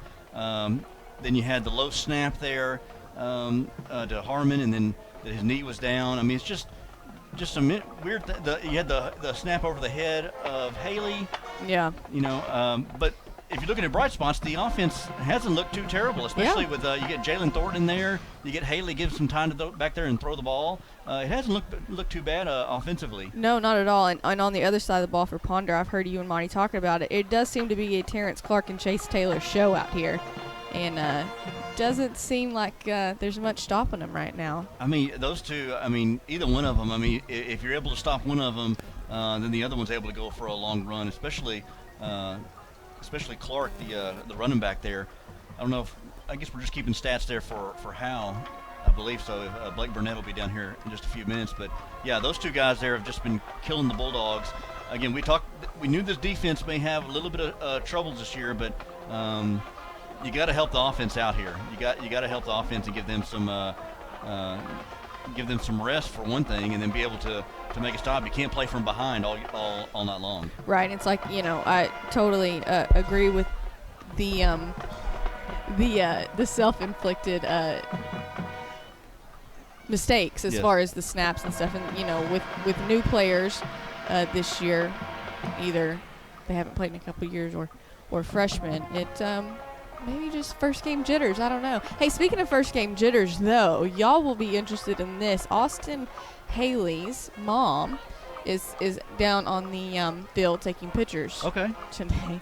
And we were talking, and she is so nervous. Is she really? Wow. She's so nervous. She said, but this is good Carson Daniels' mom. Y'all could have promised she said mom, Carson. Yeah, but anyways, she had said a freshman still, and she had said that she hadn't eaten today. She was so nervous. Oh, wow. And that this was, I think, taking pictures was helping her out. So well, Carson had a couple of good runs. I kind of wouldn't mind seeing him get the ball a few more times there. I know they've got different running backs going out. They've had Harmon, they've had Daniels.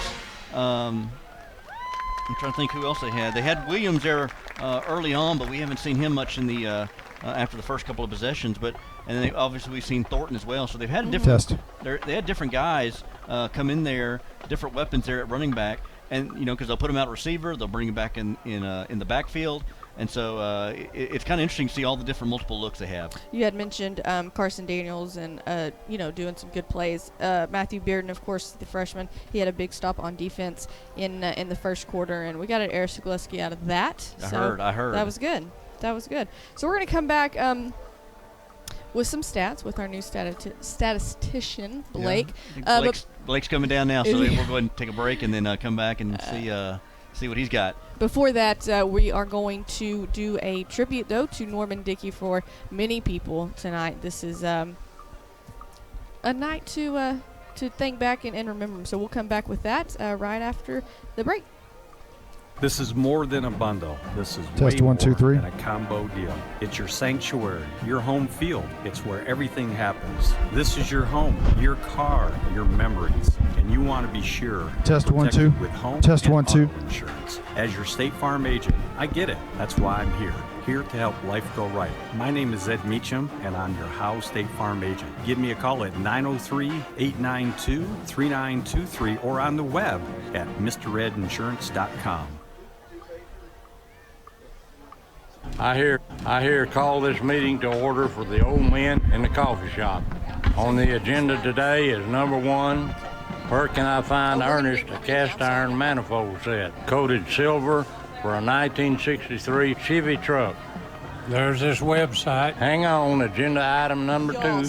Should Howe throw the dadgum football this year? Number 3. Sometimes we get turned up at the coffee shop, but at Baker AC and Heating, we want to make sure your heat gets turned up or your AC gets turned down. Celebrating 50 years in business with all of our friends, not just the ones at the coffee shop. Still located on Highway 5. Come by and see us.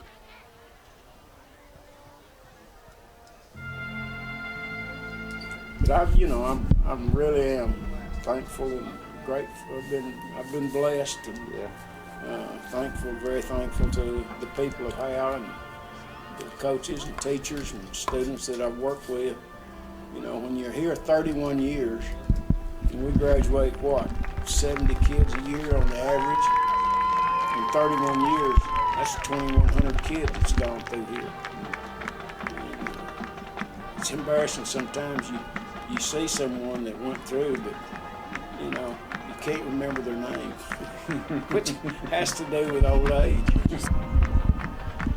Coaches have so much more camaraderie usually with kids than a regular teacher. Not that they're not important, but still, just coaches have been with them a long time, more hours, and just get really close to most of them. Grady Lankford came to me, he was on the board, and said, "We need a football coach, would you come?" I didn't have a job, I was single at the time, and I said, "Sure." I didn't check into it. Yeah. And so, anyway, Grady, they came after me. Yeah. And so I took it, and I talked to every boy in high school in the fall of 64. The fall of 64, and I raked and scraped and got 20 out for football. Total high school, 20, and 12 of them were in the 9th grade. And we had a couple of seniors that played, but we got out. They had never played football before. So you can tell from that, playing all those young kids and all that, it wasn't going to be very successful. So actually it was in awful bad shape. And we dressed over in the old school on Highway 5. And the gymnasium, you go on the south side, you go downstairs, down into that dressing room. That's where we dressed. Yeah, we went down there and dressed. And we did that for 2 years till they built the field house. We went into the year 6-3-1, that 3rd year. And then I don't think we ever had another losing season. And I'm saying below 500, 5-5 or worse until, we went for 7 or 8 years in a row. Yeah. And, of course, we had that good bunch in 70. And they were a close bunch. And, it was Ricky Haining and Ricky Ord, Butch Thornhill, the Snyder boys, Butch Snyder. I hate to leave anybody out. Robert Billy and Robert Trotter. Had a receiver, Jerry Dukes. That was really good. And that was just a good bunch. Well, the next year, I think we went 5-5 the next year after that bunch graduated. And then we went, but what got bad, but then we moved up from class, at that time from Class B, we moved up to 1A. Well, when you jump in classification, it's tougher. You know, when you at the bottom, each team has a few good, and the higher up you go, they have better and better and more good athletes. You know, that you have to compete with. Yeah. So when we moved up, that's when it really hit us that we weren't very good again. And I don't think, you know, looking back after year after we won the regional championship, which at that time was as far as you could go. I wish we could gone further. There was only 8 schools left in our classification in all the state of Texas. So I wish we could have gone on and seen what would happen. But anyway, you know, and next year, I don't think I got any dumber. Some people would question that. They probably thought I did. I got dumber, but it helps to have good kids. It does. You know, and through the years, I met made a lot of good friends, a lot of coaches, imposing coaches, people, you know, like Jackie Hendricks at Princeton, and, you know, Charlie Williams at Van Alstyne, and Bob Ledbetter. He and I are good friends. So, you know, I've known GA forever and ever and ever. Don't know anything good about him, but Virgil Miller at Anna, you know, and he was at Salina. Just made lots and lots of good friends through the years. And doing track meets and stuff. Just been blessed. I've been really blessed. Had some chances to leave, but never did. And just the people of Howe really have treated me great and been good to me, and it's been a good time.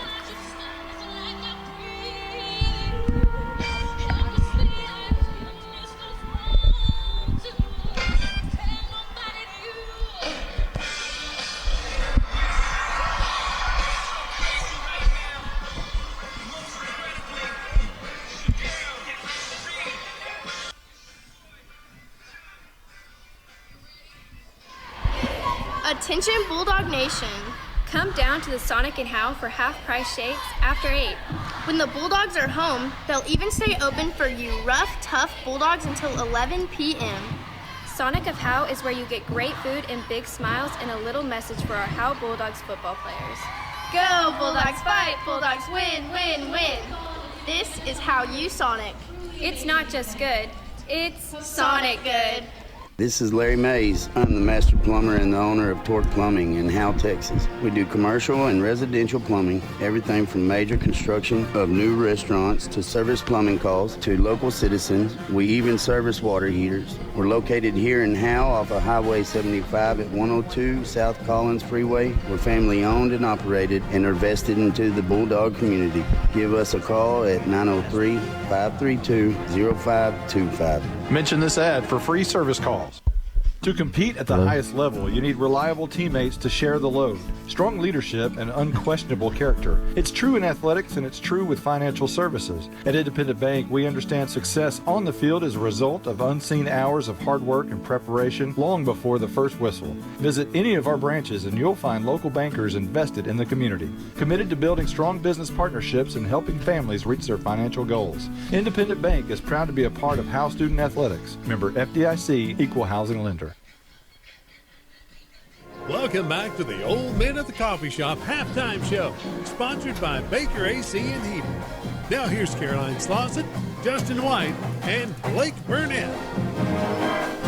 I don't know if I'll ever get used to Old Men at the Coffee Shop. That's just so good.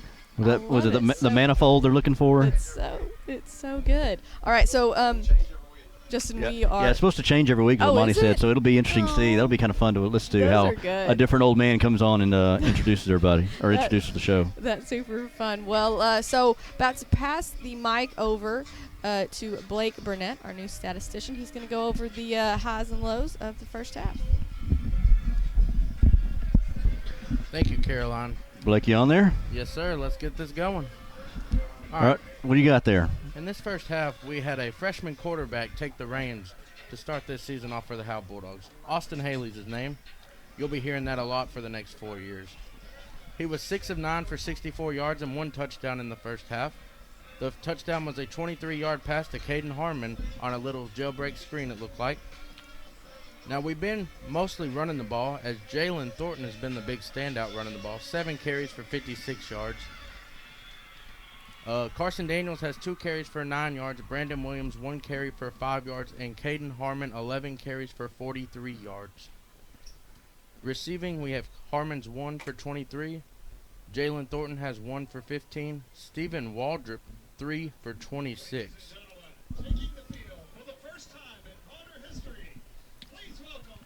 As Howe's main standout on defense today has been free safety Leighton Elvington with 8 tackles. Another standout is Jaron Ing, who has a sack in the game. You know, listen to those stats there. For one, defensively, I don't think you don't want your free safety being your leading tackler. No, I do not think that is what the Howe Bulldogs need this season. So, oh, you had some more. I'm sorry. Yes, I have stats for the other team as well, the Ponder Lions today. Chase Taylor, their quarterback, has 7 carries for 70 yards and 2 touchdowns. Their running back, Terrence Clark, has 11 carries for 74 yards and a touchdown. And Chase Taylor through the air is 4 of 5 for 90 yards. So they've been mostly running the ball with a couple passes mixed in here and there, and Chase Taylor has been the offense. Well, even with Clark too, a little balanced running attack there by Clark and Taylor. Yes, both of them have been hitting the holes hard and getting about 5 yards a pop most of the game. All right, so if you're Coach Jay here at halftime, what kind of adjustments do you think would need to be made here? We got to make the defense stop the run because they're killing us with the run right now. Mm-hmm. We got to get the linebackers flowing a little faster and the safeties downhill a little quicker. Yeah, and as far as offensively, you know, Austin Haley, we said 6 for 9 for 60 yards. Is that right? Mm-hmm. 64 yards. 64 yards. You know, he hasn't looked too bad there when he's got time. I was telling Monty, when he's got time to throw there in the pocket, he hasn't looked terrible.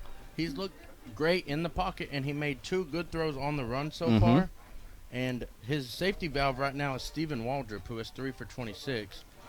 Austin Haley has also been sacked 2 times for 10 yards and has 2 rushes for 9 yards, and he took a big hit on one of those rushes. Was that may have been the late hit, yes, or the helmet to helmet there they had earlier? So that's as far as the adjustments, I would say definitely the defense has got to start there. Offensively, what were you saying? Offensively, some of the changes that need to be made. Offensively, we need to hit the big play. We have one big play in the game, and that's a 23-yard touchdown to Caden Harmon early in the second quarter. If we hit the big play, we're having long drives. We just can't sustain them, and on 4th down, we're not able to execute right now. Well, and I was talking to Monty, is that even Caroline, is that a lot of the mistakes, the self-inflicted wounds that we've had with the low snap, the snap over the head, the fumble there at there in the first quarter. It's like those are things that we've done to ourselves. We also had one more play that y'all didn't talk about. When we had a 4th and 1 and we sprinted out there to make them jump off sides, we had them off sides. The center did not snap the ball. Yeah, and that'll probably just come with time. First game of the season. Yeah, we'll see. That'll be something that Coach Lynch and them will have to work out during each week for each game. So. Appreciate it, Blake. We'll see if we can come back here in a little bit and see if we got some scores from around the area. It's 28-7 here at the half. Got about 8.5 minutes to go before teams come back out on the field. We're back here in just a few moments. Monty, now that we're off the air, let's talk about something important. When's your birthday? That's an interesting question. It's in May. Did you know that Bucksnor Barbecue will give you a free birthday buffet? What? All you got to do is show your proof of age and get a free Bucksnor Barbecue buffet for your birthday. They'll even include the drink. Well, we're going to my parents for my birthday. Well, Bucksnor Barbecue will keep that offer 5 days before or 5 days after your actual birthday. Hey, I'll even go to Van Alstyne for that. Bucksnor Barbecue is located in downtown Van Alstyne. BucksnorBBQ.com.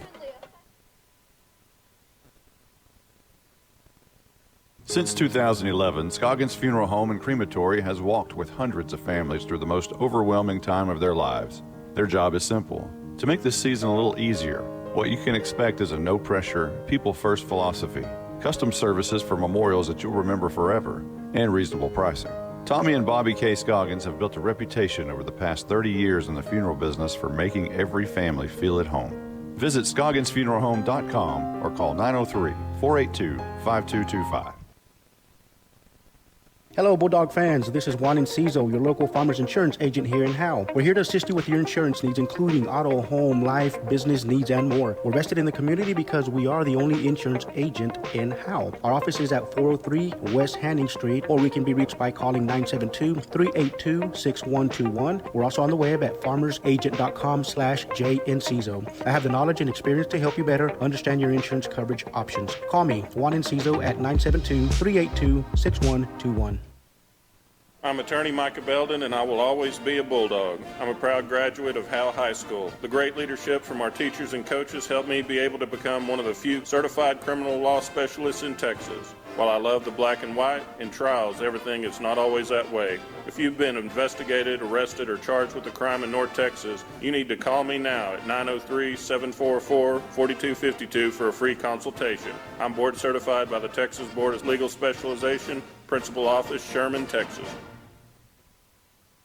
Welcome back to the Old Men at the Coffee Shop halftime show, sponsored by Baker AC and Heating. Now here's Caroline Slauson, Justin White, and Blake Burnett.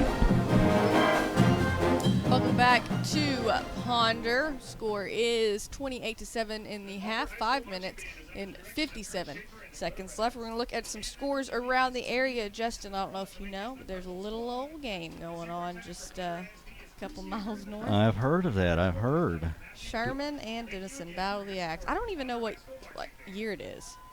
Yeah, I think I heard they're having was the axe is 2 blades. I think they're fixing to go down to the 3rd blade. For sure. Before too long. It's the longest running rivalry though in the state of Texas. Right now, halftime 12-7. Denison on top of Sherman in Sherman.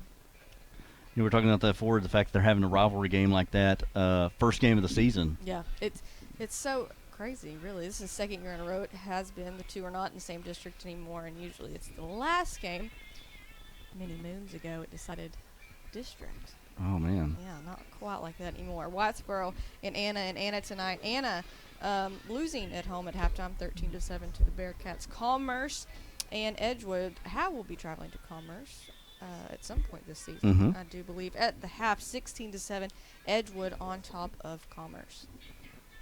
And I've got Van Alstyne leading at the half on Aubrey, 27-17. Rains Wildcats at Maybank this evening. Third quarter, 3 minutes, 47 seconds left, 14-3. Maybank on top of Rains at home. And these are kind of some bigger schools just around the Metroplex. Kennedale trailing Decatur 35-7. Louisville up on Grand Prairie 27-3. South up on South Grand Prairie 35-7. What else you got there? Pottsboro playing at home tonight against North Lamar, winning at halftime 25-0. Bonham at home as well against Mount Vernon. Started the third quarter 14-3. Bonham losing that one.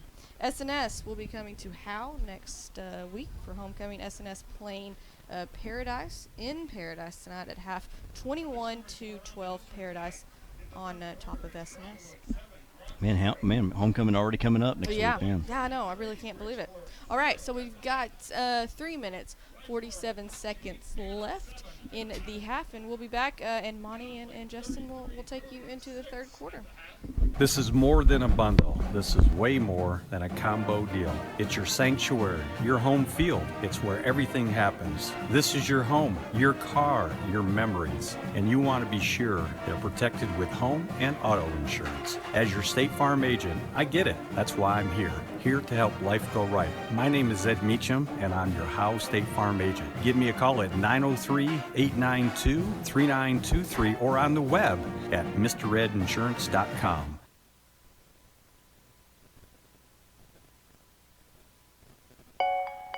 At Grayson Cullen Electric Cooperative, GCEC, we have been around for over 80 years and are governed by 7 principles: open and voluntary membership, democratic member control, members' economic participation, autonomy and independence, education, training, and information, cooperation among cooperatives, and concern for community. One of our communities is Howe, Texas, and GCEC is proud to support the Howe Bulldogs. Welcome back. We are at the half. We're almost ready for the third quarter. Monty Walker along with Justin White, Caroline Slauson, Blake Burnett, Carson Grogan is with us tonight, and all season long, all of them. Let's recap the first half for you real quickly, as we got about a couple of minutes left in the half. Howe started with the ball. They won the coin toss, wanted the football and display their new offense with their freshman quarterback. And they drove 4 plays and had to punt, unfortunately, and gave it to Ponder for the first time. Ponder took it 6 plays, 71 yards, and scored on a Chase Taylor 1-yard touchdown to give the Lions a 7-0 lead with 8:17 remaining in the first. Howe's second possession started at their own 29. They went 7 plays before they had to punt. Ponder took it at their own 33-yard line. They went 6 plays, 7 plays actually, and turned it over on downs. Howe had a good stop right there and got it back with 2:30 left to go in the first quarter at their own 24-yard line. But a fumble by Caden Harmon was picked up by Hunter Green and returned 25 yards for a touchdown that gave the Lions a 14-0 advantage with 1:47 remaining in that first quarter. Howe got the football right back after that touchdown at their own 38-yard line and put together their first big drive of the night and of the season. They went 10 plays, 62 yards. A lot of it was Jalen Thornton because he was big early in that drive. And at the end, it was a 26-yard touchdown pass from Austin Haley to Caden Harmon that got Howe on the board for the first time, 14-7. Ponder in the lead at that point, 11:05 left to go before the half. Ponder's next possession ended in a punt after 4 plays. Howe took the ball, and they drove down to the 45-yard line, but a bad snap over Austin Haley's head resulted in Ponder's ball at the 42-yard line of Howe. And that resulted in 2 plays and a 42-yard drive for a touchdown, capped off by a 20-yard run by Chase Taylor, the quarterback, and they extended their lead 21-7 with 7:40 remaining in the half. Howe then took the ball at their own 26-yard line, 7:40 remaining, and they drove all the way down the 11-yard line, or all the way down to the 1-yard line before turning it over on down when Harmon was in on a wildcat, and his knee went to the ground at the 1, and that gave Ponder the ball back, and they went, of course, 99 yards all the way down the field on 10 plays, punched it in on a 6-yard touchdown by Clark, and gave us our halftime lead. 28-7 is where we are right now. And now Flores for Howe is about ready to boot this Tech Wave kickoff up in the air. He stands and runs to the 40. It is up. A pooch kick going to be taken at the 33-yard line by an up man who immediately downs it. And Ponder will take possession moving left to right here in the third quarter from their own 34. Well, let's see what kind of defensive adjustments the Bulldogs made here, because this is probably, you could say, one of the most important drive of the game right now at this point, because you're down 28-7. I mean, 3 touchdowns isn't an insurmountable lead, but you go down 35-7, and that's going to be a really tough hill to climb. Yeah, we knew punching it in the end zone right there before the half is just detrimental, you know, especially in this situation. So we have Taylor. It's been the Taylor show, and it's been the Clark show, and they're back out on the field. Shotgun and in tailback position right next to Clark, or right next to Taylor, rather. So Taylor gets it. He hands off to Clark up the middle, and another big yardage on first down. Picks up close to another first down. So, you know, same story, second verse from the first half. It's Clark for about 9 or 10 yards, and that one's good enough for a first down at the 44-yard line. Well, a draw up the middle to Clark this time. He had to. It wasn't as big a hole to go through, but they grabbed it, they tackled him there, and he just pushed that line for about 4 or 5 extra yards to get him the first down out of it. Taylor running this time to the near side, looking for a seam, got a 50, got a 45, got a 40, looking and tight roping down the sidelines before he steps out of bounds at the 39-yard line. Again, Taylor and Clark, that's been the 2 weapons the Bulldogs have not been able to figure out. Clark had about 70 yards, I believe, there in the first half, and just rattled off, about 20 of it right there? Yeah, he's very shifty. You know, he's like those. He doesn't look like a quarterback. We mentioned earlier he's 5'9". Mm-hmm. He doesn't really throw like a quarterback, prototypical quarterback, but he is shifty and he looks like that slot, maybe wingback type runner is what he is. And here's a handoff to Clark, straight up the middle, barely even touched before he gains about 8 yards to the 32-yard line. Again, yes, another hole right there. They were there in the gun, and he was right there, just hands right off to Clark, and Clark goes about 5 yards before he's even a Bulldog's even able to get a paw on him. So 2nd down and 3 coming up for the Lions with exactly 11 minutes left to go in the 3rd. Sun is down. It's all dark outside here in Ponder, Texas. Pretty nice crowd either way. Taylor, a little movement up front, no flag, flushed out of the pocket. And being chased down by Atkins, being chased down by Bearden. He turns the corner, gets away from him. He's got the 20 and down right there, another 1st down, as he just was able to outrun Bearden and Atkins and Waldron. Yeah, Waldron was coming in first. He flushed him out there, and then Bearden and Atkins, and Taylor is just so fast. I mean, Bearden and Atkins like they were standing still. But it's because Taylor's speed, he's able to just avoid pressure and get the 1st down and move the sticks. They'll spot it inside the 20 to the 19, and it'll be 1st and 10. Left to right goes Ponder. White pants, red jerseys, red helmets with a white stripe down the middle, red socks. Here's a swing pass to Sweeney, who caught it, but his knee was on the ground. His right knee, he had to take a knee to catch the football because it was a low throw. So you can't do that. That's actually a loss on the play of about 3 yards back to the 22. Taylor doesn't have he hadn't shown really just a strong arm. And I'm almost surprised they're going away from the run. They give it to Clark every time, and the only thing you got to worry about is just Terrence Clark running out of gas.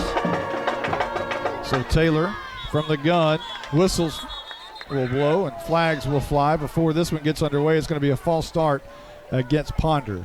So finally something. Mm-hmm. You know, you get 2 back-to-back things that happen with Ponder, with the 3-yard loss by taking a knee, and then the penalty. And maybe we have just a moment here. When we get a little break, we'll try to touch base down there with Caroline Slauson, our Night Furniture sideline reporter. Night Furniture in Sherman, Texas, and downtown will be with us all season long. It's 2nd down and about 19. Taylor flushed out of the pocket, running right up the middle, looking to throw for a minute, but now he's past the line of scrimmage and he bangs into a defender. And he'll have his way down to about the 22-yard line. Quickly, let's talk to Caroline Slauson. What you got going on down there? 24-yard line. Gain of 3 on the play. 3rd down, 15. Are we on? She's out of sight. I see her. I don't hear her, though. I don't hear her either. Well, we'll keep trying, Caroline. We'll keep trying. I think she's going to have to be in front of us. I don't think she could be down there on the track. I think she's got to be in front of us. Here is Taylor wanting to throw, and it's batted down by Colby Winden. He just punched that ball down and then flexes, puts his fists underneath his chest and pumps a little bit, and it's going to be 4th down, and we got an Air Zagleski call. Yeah, Winden, he saw that all the way as Taylor dropped back to pass there and just put that left glove up there to knock it down, and all of a sudden this defense is bent but not broke yet, and they got a 4th down situation they're looking at.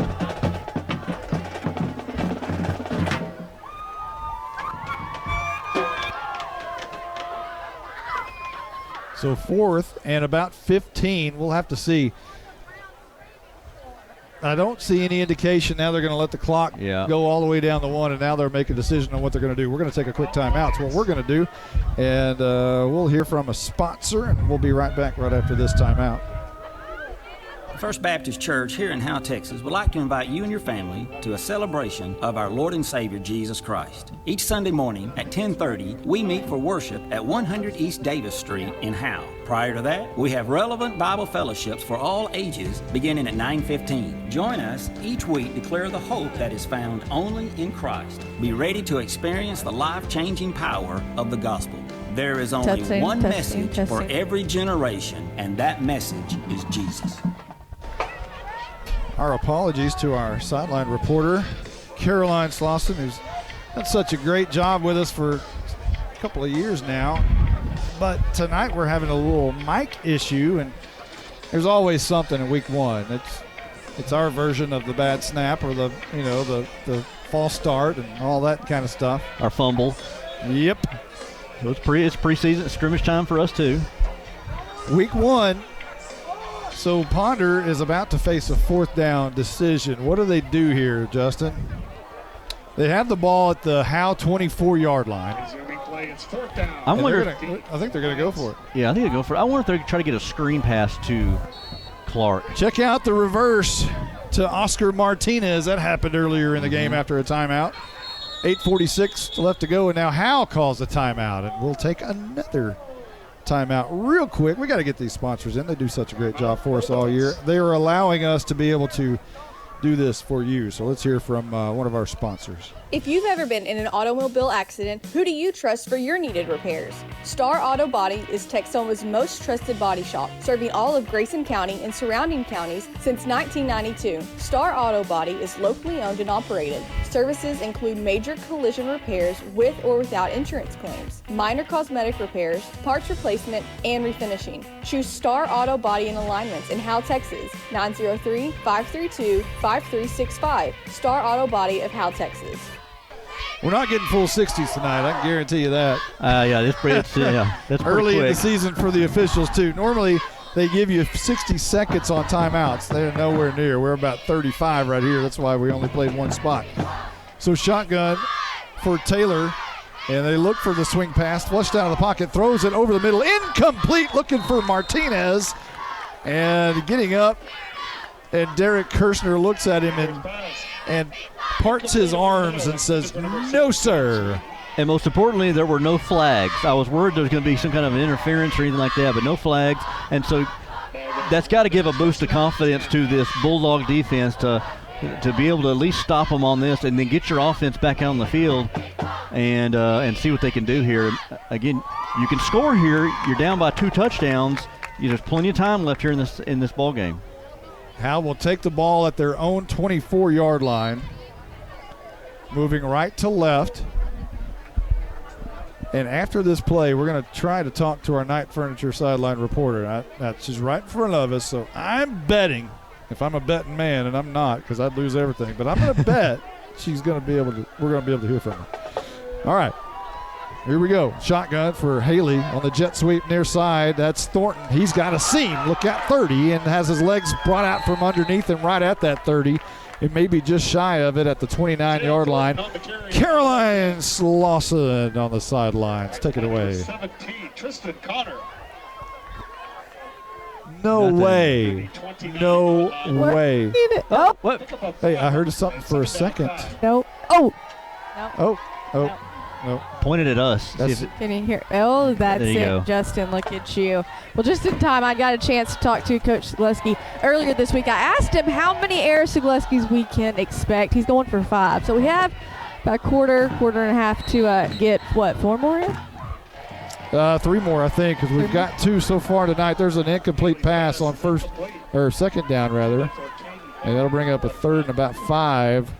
As Haley tried to swing pass out to Harmon, and it was just short. Well, let's see what this offense. Haley looked pretty comfortable there, just kind of, I think it was kind of just a little short there on the ground there to Harmon. So 3rd down. Carson Daniels stands next to Haley, who's in the gun. And the snap is back, throws it out, and he's got Harmon. He's got a 1st down. He's got the 35 and knocked down hard at the 37-yard lines. He just had the angle on him. It's not like it was a big pop, but Harmon was just on his heels a little bit and going backwards, and it looked a lot worse than it was. Got that pass just a quick out there and able to. He needed 4 or 5 yards and got maybe 5 or 6. He just barely got over the 1st down marker, but a little momentum here for this offense. Harmon checks out. Jalen Thornton checks in. He's in the slot. Only Daniels in the backfield with Haley. And Daniels gets the carry, and he has a big opening for about 4 yards up to the 41-yard line, maybe 5 yards. It's a nice carry. No one touched him until about the 41, and then he was driven backwards by about 3 defenders. Daniels only had a couple of carries there in the first half there for the freshman. I'd like to see him get a little bit more touches. He had a big hole right up the middle on that play at 2nd down and 6 coming up. Haley, swing pass, Thornton, near side, 40, 45. Spins out of a tackle, dragging a defender for a first down at the 45-yard line on the Ponder side of the field. Tonight's impact player for the Bulldogs has definitely been Jalen Thornton. Got to be. Quick pass there to Thornton. He had some receivers out there blocking for him. Jones was one of them, and just able to just make a straight line through his blocks there and able to get a first down into Lion territory. They'll spot it at the 43-yard line, inside the 45. First down for Howe. Haley in the gun. Daniels with him to his left, and now a man in motion. Jet sweep. Thornton comes near side, 45. 40 and slung down right there, maybe a gain of a couple, as he had somebody grab him by the back of the helmet, I thought. And Thornton on the jet sweep, just another wrinkle we didn't see there in the first half, and Thornton who's going to go to the sidelines up a little gimpy. So that means Harmon checks back out into the game, and he'll be in the right slot with Arturo Lauder with him with two slots on the right. And Stephen Waldrop split out wide to the right. Near side is Jordan Jones at the bottom. Daniels in the backfield with Haley, who wants to throw. Near side, and he's going to have to run for it right up the middle. Just tucks it at about the 36-yard line. So a pretty good gain of about 5 or so for Haley. He wanted to throw it to Lauder on the bubble screen, but it wasn't there, so he didn't force it. He tucked the ball and ran it right up the middle to the 36. Here's a handoff to Harmon, and who bounces it outside. He's got some room crosses the 30 to about the 28. Harmon ran with a little bit different attitude there, but yes, you took the words out of my mouth on Haley. Saw that, didn't try to force it, tucked it and ran, got him a little yardage, and then on that play there, you give it to Harmon on a quick snap, and Harmon running with a little bit of an attitude there, broke a couple of tackles and got him a first down, new set of downs for the If Bulldogs. you can make a decision like that at 14 years old, what are you going to do when you're 17 and 18? Holy smokes. 3 receivers to the right, Jordan Jones down at the bottom, Daniels to the right side of Haley, who's in the gun, wants it. Gets it, rolls out right, throws it quickly to Arturo Lauder, who surges forward close to a first down at about the 22-yard line. We'll have to check and see where that is on the sticks. Just a quick pass there out to Lauder, and I like this. They're getting the ball to the playmakers, getting out to Harmon, getting out to Lauder, getting out to Thornton. Those guys who's got a lot of speed to kill, and they've been able to utilize those guys. We're getting at an angle where I can't see very well down the field, and it's actually way short. I was on the wrong yard line. It's second down and 5. Haley throws right side once again, and another looks like a first down, and that is Harmon on the reception, and that one will move the sticks way far on the far side near the corner, and Harmon brings it in. So it's Waldrop, Arturo Lauder on the right as they spot the ball at about the, the 13? 7? See, I'm off again.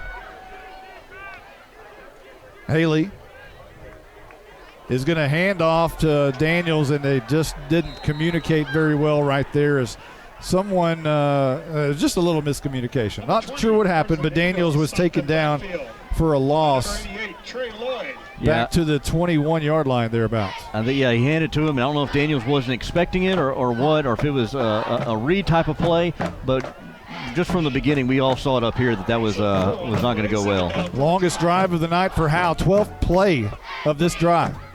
Haley in the gun, second down at about 13, looking near side, wanting to throw. Throws a laser beam across the middle to Jordan Jones, who it went in and out of his hands, and he was hit hard, and he's down at the 10-yard line, and he's not getting up in a hurry. He was popped, and may have had the wind knocked out of him or something. Don't want to speculate, but a flag is down at the 10, and so is Jordan Jones. I wonder if that was kind of a helmet-to-helmet hit, because, that was just a laser thrown there to Jones right there across the middle, and he got popped pretty good. So our spotter Carson Grogan. I'm going to do that for 4 years. Oh no. Carson Grogan says it was a helmet to helmet. So we'll check, and hopefully Mr. Jordan is okay, and the rest of the teammates are taking a knee. And now Coach Nate Lynch comes out there to talk to his troops while everybody's taking a small break for the injury. Well, and then we see Haley there when he's got time to throw. When he sits there, plants, and throws it, he's got an arm on him, and he's accurate too. Jones pops up to his feet, and he is making his way to the sidelines. Coach Bill Jailing has his right hand on his back and now pats him twice on the back of the helmet. And Ricky Yate coming over there with him as well. Nate Lynch still on the field with his offensive troops. He's going to have to come off the field here pretty quickly as play is about to resume. The ball is spotted after the foul against Ponder. I guess they're still trying to mark it. Now the infraction happened at the 10 is at least where the flag was thrown. Now, I thought I saw an official come out and say that was an incomplete pass, too. It was an incomplete pass, okay, for sure. Okay. But there could be an unsportsmanlike conduct, helmet-to-helmet type of foul there. But we'll let them sort it out. Our statistician tells us that it's a targeting call. Blake Burnett lets us know that it's a targeting infraction against Ponder. So no wonder Jordan Jones was down there for a little bit. So looking at targeting is a big call. So the spot of the ball was, I believe, at the 21-yard line. And here they go marching. And now they're going to march this one down to the 11-yard line. Okay, here we go. 13th play of the drive for Howe. 4:38 on the clock here in the third. Howe trailing 28-7. And Haley wants to throw. And it's going to be in the end zone. And bringing it in the end zone for a touchdown is Stephen Waldrop. And it's touchdown time in Texas. His own Gronk. He's got a Gronk. Waldrop back in the back of the end zone, pretty much almost wide open, or got behind the coverage there. And good job there by Haley, was able to fake the jet sweep. Had two men coming in his face, and able to just loft it over the heads of the defenders into the hands of Waldrop. His nice little safety valve. Flores for the PAT, a little chip shot, and that one's good. 28-14, our new score here in Ponder, Texas. We'll take a quick timeout with a new score. How about that? Another Haley's Comment. We'll be right back right after this. This is attorney Kimberly Killebrew. I'm a Howe resident with 27 years experience practicing family law. I service the greater North Texas area, including Grayson, Collin, and Denton counties. Call 214-432-1595 to schedule a consultation to discuss your divorce, child support, custody, or family law needs. Mention this ad and you receive a free 15-minute phone conference. In-person appointments are available in Grayson County or our principal office in Plano, Texas. My name is Michelle Walker, Vice President of the Howe Athletic Booster Club. On behalf of the board, we'd like to thank you for your support. Our mission is to support all Howe athletes, girls and boys, middle school and high school. We do this by purchasing new equipment and other items. Without these funds, our athletes would not be where they need to be. It's only $25 to become a member. Hey, this is Coach Jailing. Our motto this year for the Howe Bulldog football team is all in. And all in means our football team, community, parents, everybody. We need everybody to be all in this year, and that includes you guys joining the Athletic Booster Club. Welcome back. Flores' kick. It's a pooch kick, going to be taken at the 30-yard line. Dropped and goes out of bounds. So Ponder will have possession at their own 29, Justin White. There I am. Well, let's see what this defense here can do. They got to stop here on the last drive there by Ponder. Ponder stalled there near the 20-yard line. So this is where these next few possessions are going to be important for the defense. Your hit exterior LLC scoring drive recap. This is how a freshman takes a team down the field. 13 plays, 66 yards. He throws a touchdown to a senior, Stephen Waldrop, for 11 yards. Brings our new score 28-14. Here's a handoff up the middle. Guess who that is? What's his name? Clark? Do we know that by now? Clark? Oh, man. 9 yards. First down, second down and short coming up. We've seen this movie before. Just get behind one of those guards and then from the shotgun and just takes it 8 or 9 yards. They'll give him 10. They'll move the sticks. Noah Campbell making a return into the game for Gronk. Waldrop. Here's a handoff. Clark again. This time he doesn't go for 9 or 10. This time he goes for about 3 or so. They'll move the ball to the 42-yard line, just shy of midfield. Second down, 7. Let's see here. They're not hurried. Well, here they come to the line now. They're trying to be a little bit quicker. Second down and 8. And this is going to be Taylor trying to spin out of a tackle brought down by a host of Bulldogs, including Arturo Lauder and Caden Harmon right there. Okay, so good job there by the Bulldogs with the pursuit there. Taylor kept it. So now they got him in 3rd and long right here. I don't, Taylor's arm ability is questionable at best, but you got to stop Clark here. So if they try to get this to Clark, at least get him a stop, they can get a 4th down, put him in 4th down situation. They want to get the ball into the hands of Martinez and Stowers. They're down the field threats. If Taylor can get it to him, that's the question. That's the question. But he also can run the football. Taylor can run it. Read option type style. He's going to run it right here around the left side, trying to bottle him up. Can't do it. He breaks out of a tackle. Going to be very close to a first down. And a flag is down at the 48-yard line. A 49-yard line, I believe, is where Taylor got. But they got to the 50, actually. But a holding call is going to bring this one back, Justin. Yeah. Taylor rolled to his left and then just cut through and got just barely enough for the first down, but that holding is going to bail out the Bulldogs because they need it right now. So it's a spot foul, which means it won't be from the line of scrimmage, but we'll see where they mark it. And apparently they're going to put the ball down at the 32-yard line. So it is exactly 10 yards from the line of scrimmage, so it was holding at the line of scrimmage, must have been. So ball at the 32-yard line, 2:41 left to go in the third. Taylor moves Clark to his right a little bit, shotgun formation, and now he moves to his left. 3 receivers up top, 1 at the bottom is Sweeney, and Taylor wants to throw, screen pass out. He's got Martinez, a great play by Caden Harmon, who brings him down, and you got to be careful. That's a personal foul. He threw him down hard. He drove him back about 5 yards. That's a questionable call, but a personal foul is what they're going to call him for slamming him down on the turf. Martinez is a big guy now. Harmon grabbed him, and he did push him back 5 yards, but you didn't know if Martinez was going to come out of that tackle there, so surely that's not going to be on. One thing we don't know is when the whistles blew. We can't hear when the whistles blew. So if he continued to drive Martinez back after the whistles blew, then you have some kind of a situation. Hey, Caroline Slauson, that's somebody who might have heard the whistles blow, and she's down there. We'll see if she's got anything for us. Yeah, it does look like that call is going to help Ponder out.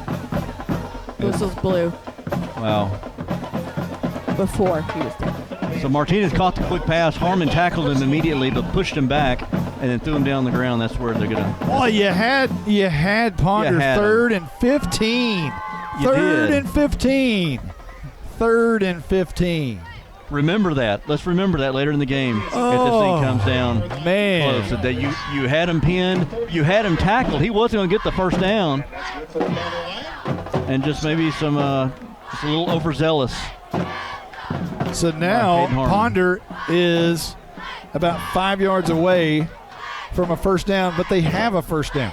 They got the first down. So it's first and 10 after they move the sticks. They're going to go ahead and move the sticks. So a brand new set of downs when it was 3rd and 15. Little early season mistakes. Handoff. Clark near side, drugged down after about a 3-yard gain, and we almost got an Eric Sigleski right there. We got a Sigleski fist pump. Does that count? Is that like a half of a Eric Sigleski? So he got 2.5 on the night. 2.5 Sigleskis. 2.5 Sigleskis. Good job there by Colby Winden. They're coming from, I believe, his linebacker position, and was able to rustle down Clark and bring him down there for a minimal gain. Ball at the 48-yard line, 47-yard line, 3 shy of midfield. Taylor, hands off. Clark up the middle. He's got a first down and more, dragging Noah Campbell to the 40-yard line on the other side of the field.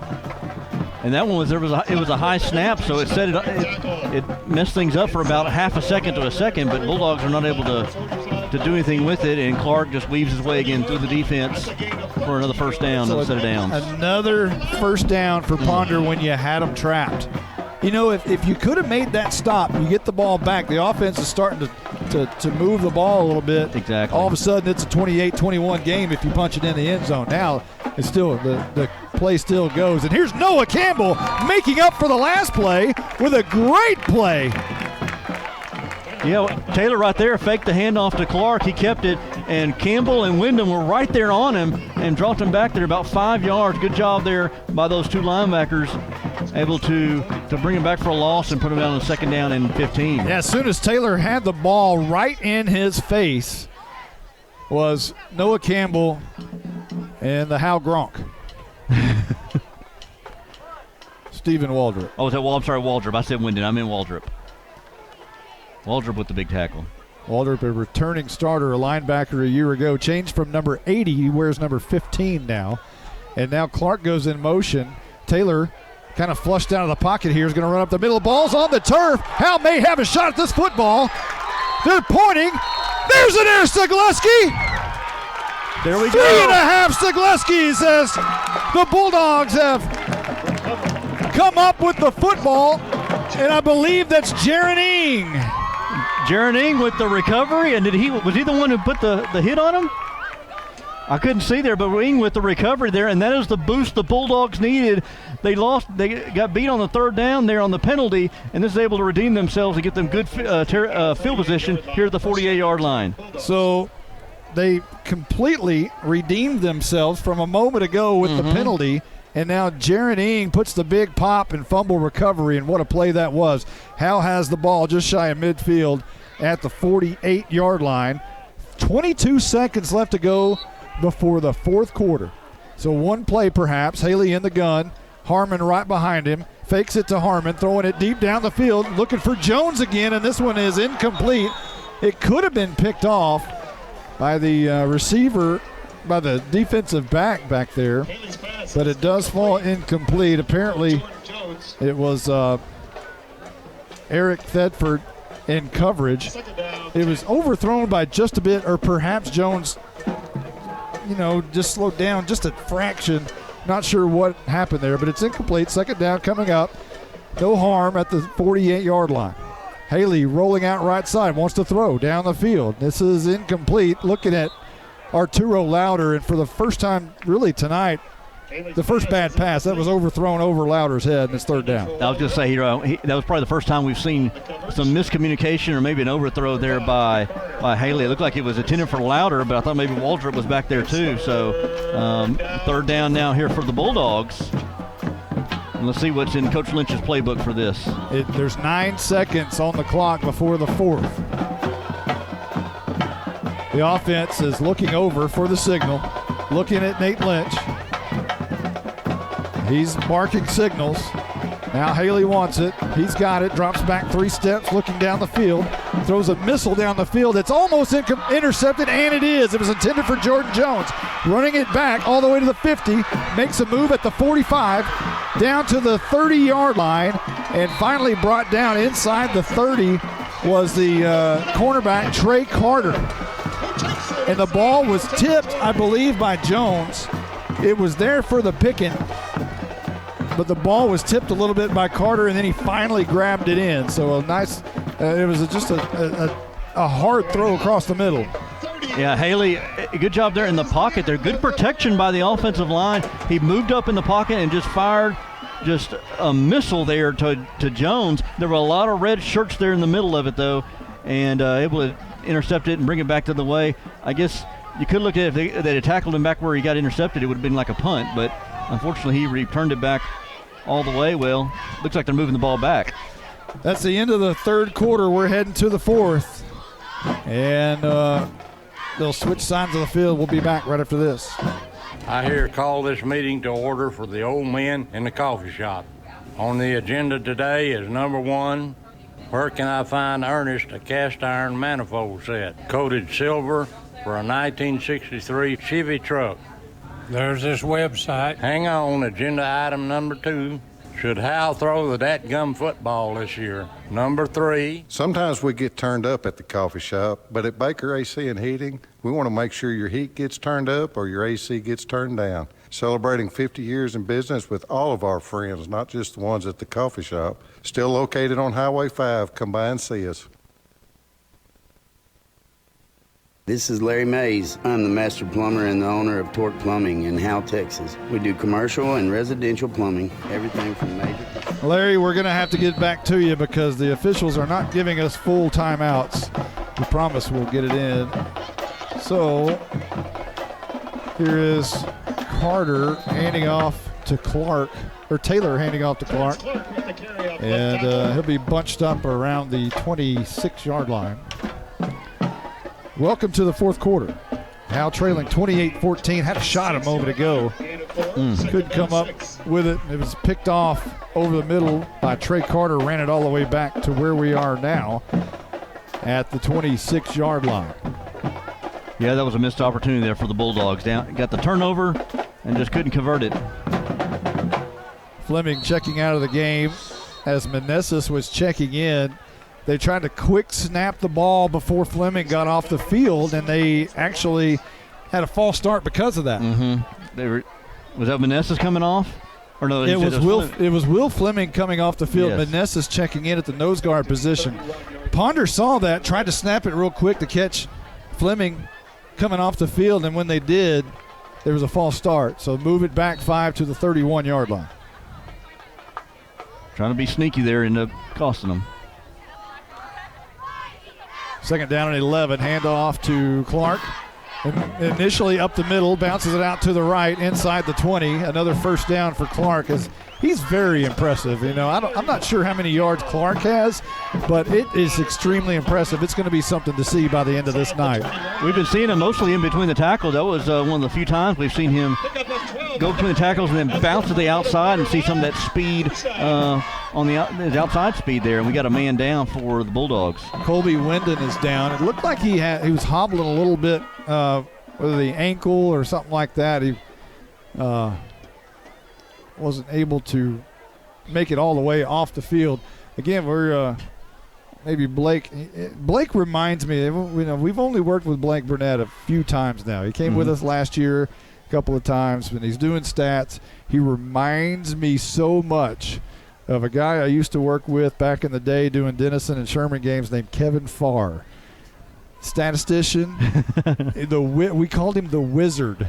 And I think Blake is going to pick up the nickname Wizard. The Wizard. I have a feeling. Maybe we'll get him his own new name. Blake the Wizard Burnett. Man, the Wiz. I guarantee he's right above us. Press box. We're in the press box. He's right above us on the roof of the press box. If you're anywhere in the stands and you're listening to us on 104.1 FM, you can probably see the smoke coming from his pen as he's been working it all night long. The haze on the field. Matter of fact, it's probably the smoke in the tunnel was probably he just took his pen down there during halftime. That's probably what that was. He's been kind of our eyes in the sky here for us tonight. We have it. Here we go. The pen. This is hot. The piece of paper he just handed me is pretty hot. 20 carries, 138 yards for Terrence Clark. All right, here we go. First down at 10. This is going to be a handoff up the middle. Not much doing there. As a nice play by Howe up front to bring down the runner, which is who? I believe that'd be Clark. Terrence Clark.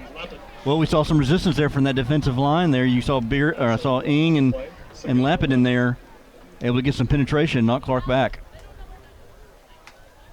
Ball at the 20. It's second down and 11, and Ponder slowing things down here. 10:36 and rolling here in the fourth. They're not in any hurry. They are they were a fast tempo offense in the first quarter. They have slowed it down. Taylor in the gun, high snap. He goes up and gets it, pulls it down, runs right over right tackle, bounces out of a tackle, and then falls down shy of the 15-yard line at about the 16. Not enough for the first, obviously. And maybe at the 17. It might just be a couple of yards on the play. That's Taylor. He's been a tough runner. Looked like it took quite a few guys to wrap him up and get him down. He's so quick. They'll give him 3 yards on the play, which will put the ball at about the 17-yard line. Again, Ponder in no hurry, just kind of walking around. 10 seconds on the play clock, and they're ticking that sucker all the way down. High snap goes over Taylor's head all the way back to the 35. He picks it up, running for his life, and he just falls down at the 42-yard line. That is a big play for Howe. That will help Howe out there tremendously, bring him back all the way to the 44-yard line. That's a 25-yard loss. And so now let's see what the Lions do. Surely they're going to punt on this and then pin the Bulldogs back, but Bulldogs had trouble stopping them on third down, Lions have been able to convert. So this is a great help for the Bulldogs here. So going back in punt formation for Ponder is Dale Camp. I believe this is his second punt of the evening. Could be third. But he'll stand at his own 39-yard line. And snap is good. And the kick is pretty good. It's a low line drive kick, going to bounce at about the 7 and take a hop straight up and going to go laterally right down the line on the far side and go out of bounds at the 6-yard line. Are you kidding me? Man, can buy a break. Can buy a break. Well, at least they stopped him. At least the Bulldogs stop him. Now this offense with 8:42 to go, they're going to have to be quick here too. 94 yards to go. And you got to do it. You can't take 8:42 off the clock. You got to get going. Down by 14 here in the fourth quarter. The Bulldogs. And you know what? Caroline, as Howe comes back onto the field, what's the nature and the mood down there from the Bulldogs? Hey, guys, surprisingly, they're revved up. Coach Lynch down here, if you didn't know who Coach Lynch was before this game, you're going to know who he is now. They've got him fired up, ready to go. First down and 10 from their own 6-yard line. Haley goes under center, I formation. And is he brought down? No. What is this? My goodness. Jalen Thornton breaks out of a tackle, 35-40, 45. Knocks the man down at midfield. Goes out of bounds at the 44-yard line. Monty, I would love to analyze that play, but I have no idea what happened. I don't either. I saw Haley go under center, and I saw him get knocked down in the end zone, I thought. And I thought, oh, no, and then all of a sudden Thornton comes out with it. What in the world? I have no clue. Yeah, I thought the same thing. I thought, man, I said a sack in the end zone on Haley, and then Thornton races down into Lion territory, and there's a big play that we're needing, the Bulldogs are needing. Wow. So ball rests at the Ponder 47-yard line. Haley under center.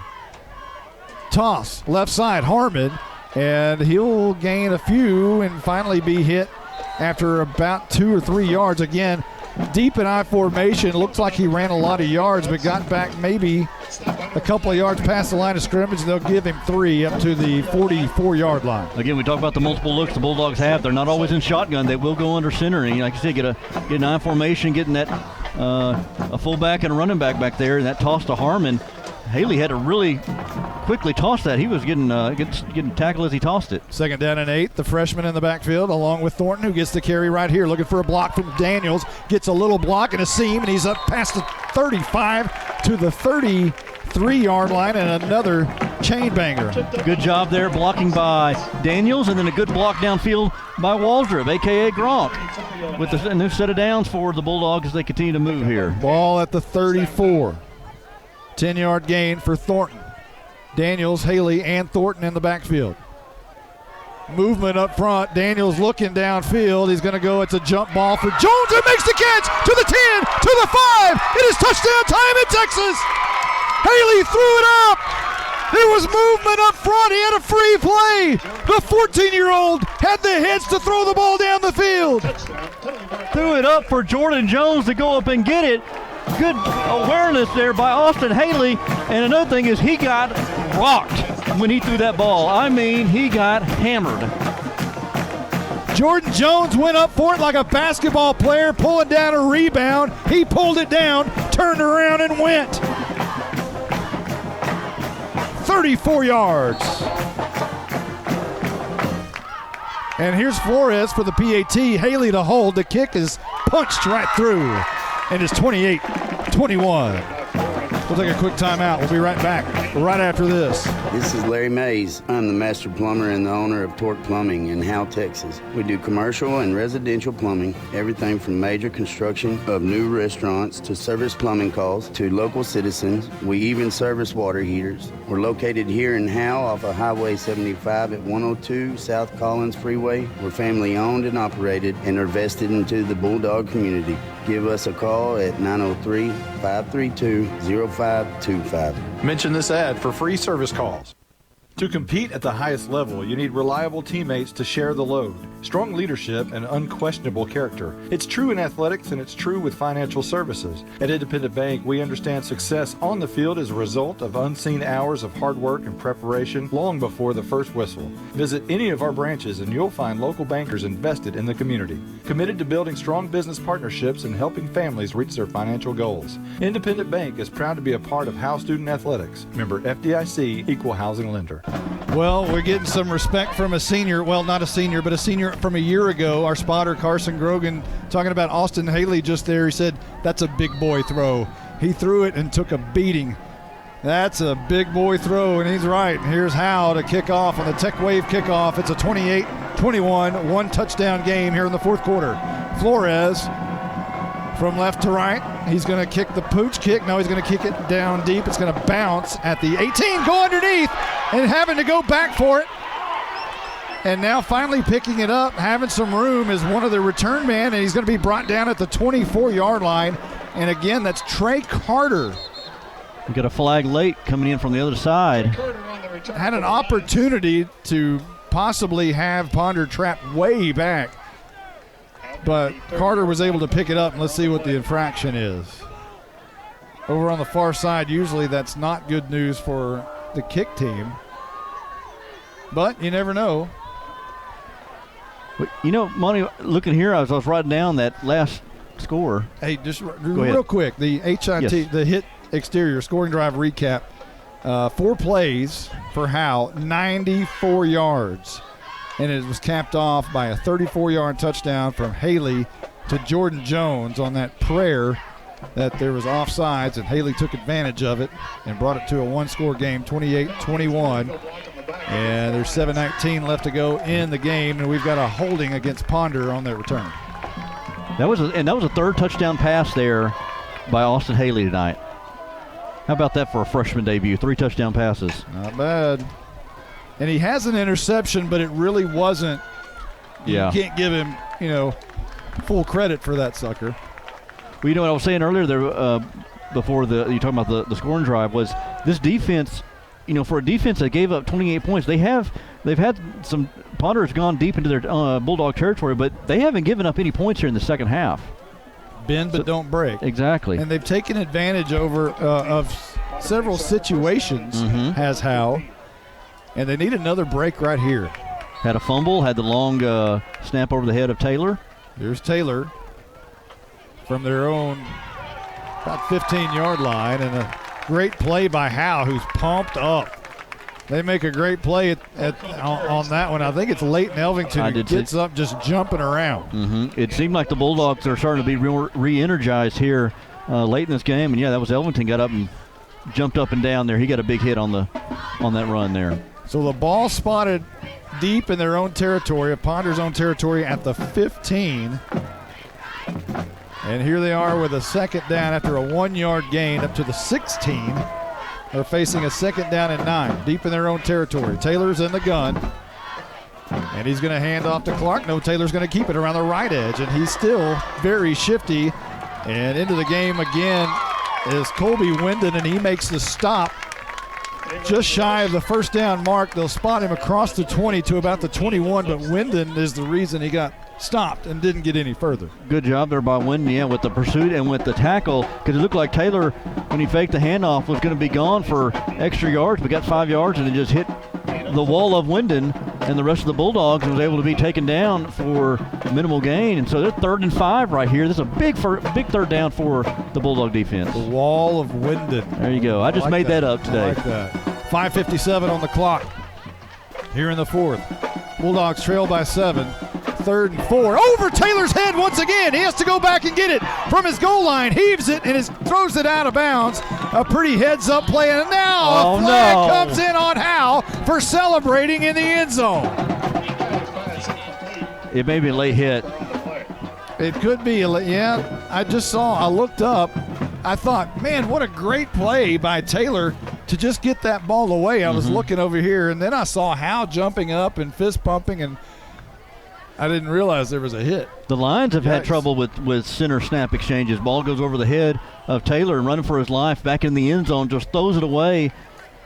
And I don't know which Bulldog it was. It may have been, I don't want to say for sure it was Kirshner, but he kind of looked like maybe he was the one that did it, but I'm not sure. I don't want to say for sure it was Kirshner, but the flag came out after Taylor went down.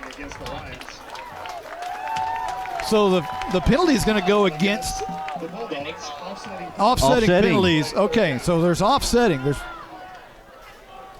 penalties against both teams, which replays the down from the 21-yard line. Oh, man. Wow. Again.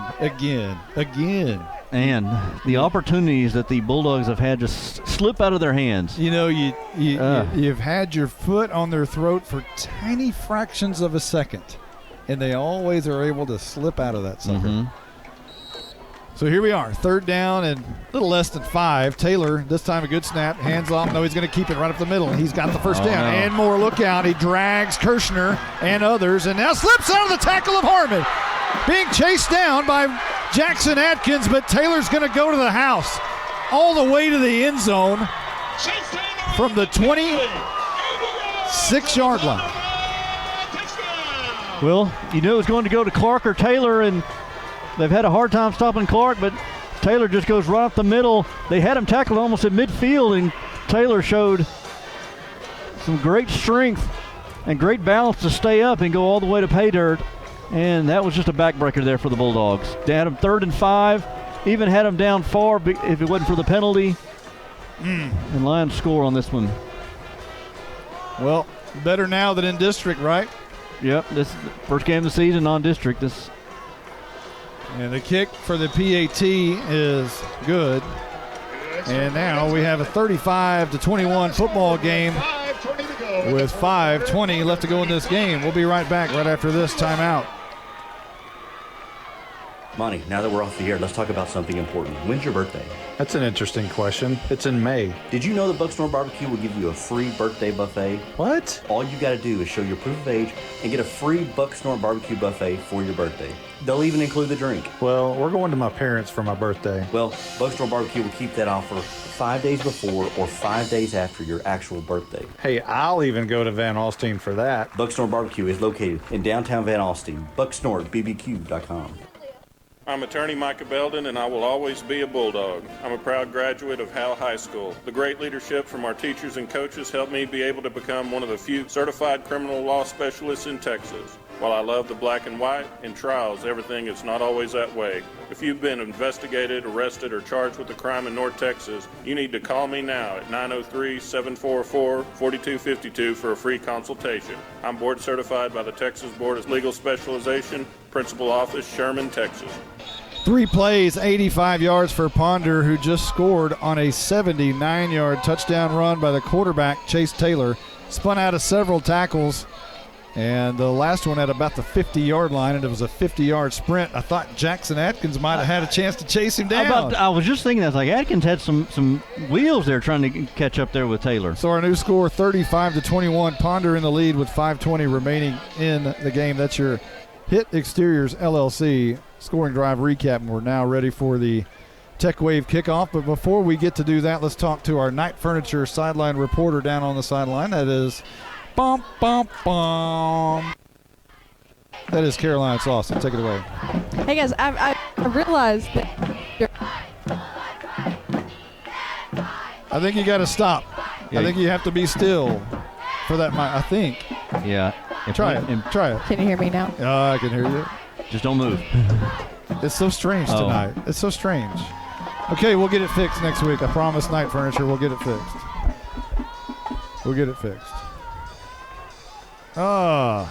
It'll work right after the game. When the game's over. Yeah. As soon as it'll be perfect after the game. Mm-hmm. There's probably some kind of interference here. Some other rival internet group. coming here and Ponder taking up our airtime. PonderEnterprise.com messing with us. Ball at the 40 as it's being teed up. About to do the Tech Wave kickoff. Cameron Carroll, the dinosaur toe puncher. And again, kind of they're talking about something over here. Officials are talking about something at the 48-yard line. I can't think of what they might be discussing out there with 5:20 remaining in the game. Coach Jay is talking to one of the officials here on the sideline. I guarantee you Blake Burnett's up there and he knows the answer. I guarantee it. I guarantee you. Blake, let us know. Send us down a piece of paper. That's how he's messaged us. That's how we communicate here. Ponder going to be kicking from right to the left, from right to the left. And the Bulldogs returning. Jordan Jones, Jalen Thornton, and Arturo Lauder. They're not going to kick it. They kicked it towards Harmon, actually. Instead of Lauder, it was Harmon over there. They kicked it out of bounds, which works for Howe as well. So Howe will have pretty good field position to start this drive with 5:20 remaining on the clock. Well, need a couple of scores. Looks like they're going to make them re-kick. So oh, man. Well, if they end up losing this game, here comes the note. Here comes the note. Let's see. What do we got? It's like Christmas. We got a new note. They celebrated on the touchdown. Can we read his chicken scratch? They celebrated on the touchdown, which I think. Well, it didn't affect. Jalen put it. He did the number 1 sign like OU. Can't do that, I guess. Okay. All right, so this is going to be taken by Jalen, coming near side. Thornton has it. It's going to be dropped at the 35-yard line pretty quickly after contact. And Howe's possession will start right there somewhere around the 36, needing to go 64 yards. And need to do it pretty quickly here. You got 5:13 left in the ball game. You've only got 1 timeout. So Howe's last possession was 4 plays, 94 yards. Howe has also had a 10-play, 62-yard drive and a 13-play, 66-yard drive. So they've been able to maintain drives. The offense has been able to do what they need to do at times. But defensively, they haven't been as consistent. Here's Haley handing off Thornton with a big hole right up the middle. He's got some speed. He's got midfield. Bangs over a defender at the 45, 40, 35, shuffling inside the 35 to the 34-yard line. Jalen Thornton again with an electric run. Thornton with a big run, and again a big Waldrop block downfield there. And Thornton just not very big, but he's so fast, so shifty, and able to get his way into line territory. Howe quickly to the line of scrimmage. Another Thornton run, this time to the left, comes back to the middle of the field. Another big run as he's trying to be tackled by 8 Ponder Lions, and he makes his way inside the 25 to the 24-yard line. They'll move the sticks. First down after a 10-yard run by Jalen Thornton. Got a good block there from Carson Daniels, his fullback, and Thornton has just got to be tired. He got hit tackled there, and when he went down, he just laid on the ground for about 2 seconds, and he's coming to the sidelines now. I think he's just out of gas. Well, he runs at super blast speed every time he gets the ball. Haley in the gun, low snap. He just has to fall on it. This one rolled back to him. He didn't try to be a third baseman there and pick it up, do anything with it. He knew there was not going to be time. The clock was ticking at his head. He just grabbed it, fell on it. Smart play there by Haley. Yeah, not trying to do too much with it. We've seen. We saw center snap exchanges last year, and unfortunately we're seeing it again this year, at least in the first game. 5-yard loss back to the 29. Here's a handoff to Harmon around the right edge. He's got the 20, 15, makes a cut at the 10. Going to be dropped right there after a first down run to the 10-yard line. Harmon on like a little bit of a stretch play there to the right side. Got a good blocks and weaving his way through, and got the first down inside the 10-yard line, and they're going to try to go again faster, and rightfully so, with under 4 minutes to go. Ball at the 10, 1st and 10, 1st and goal. Haley in the gun, Daniels and Harmon, 2 freshmen and a senior in the backfield. And now whistles blow, and apparently, what do we got? The ball was spotted wrong, or spotter says Carson Grogan. So here we go, the ball's at the 9. And this is going to be Haley giving it to Harmon, who's met right at the line of scrimmage. Nothing doing there. That play had no chance from the very beginning, and it's going to be, well, forward progress will give him a loss of about 2 to the 11, maybe 12, maybe a 3-yard loss to the 12, and it will be 13. It'll be a 4-yard loss to the 13. Yeah, Aaron Anderson there on the defensive line dived his way through his block there, got off his block and able to tackle Harmon. Now we got a timeout. Is this going to be the last timeout called by Howe? We've got one called. We'll take one, too. We'll be right back right after this.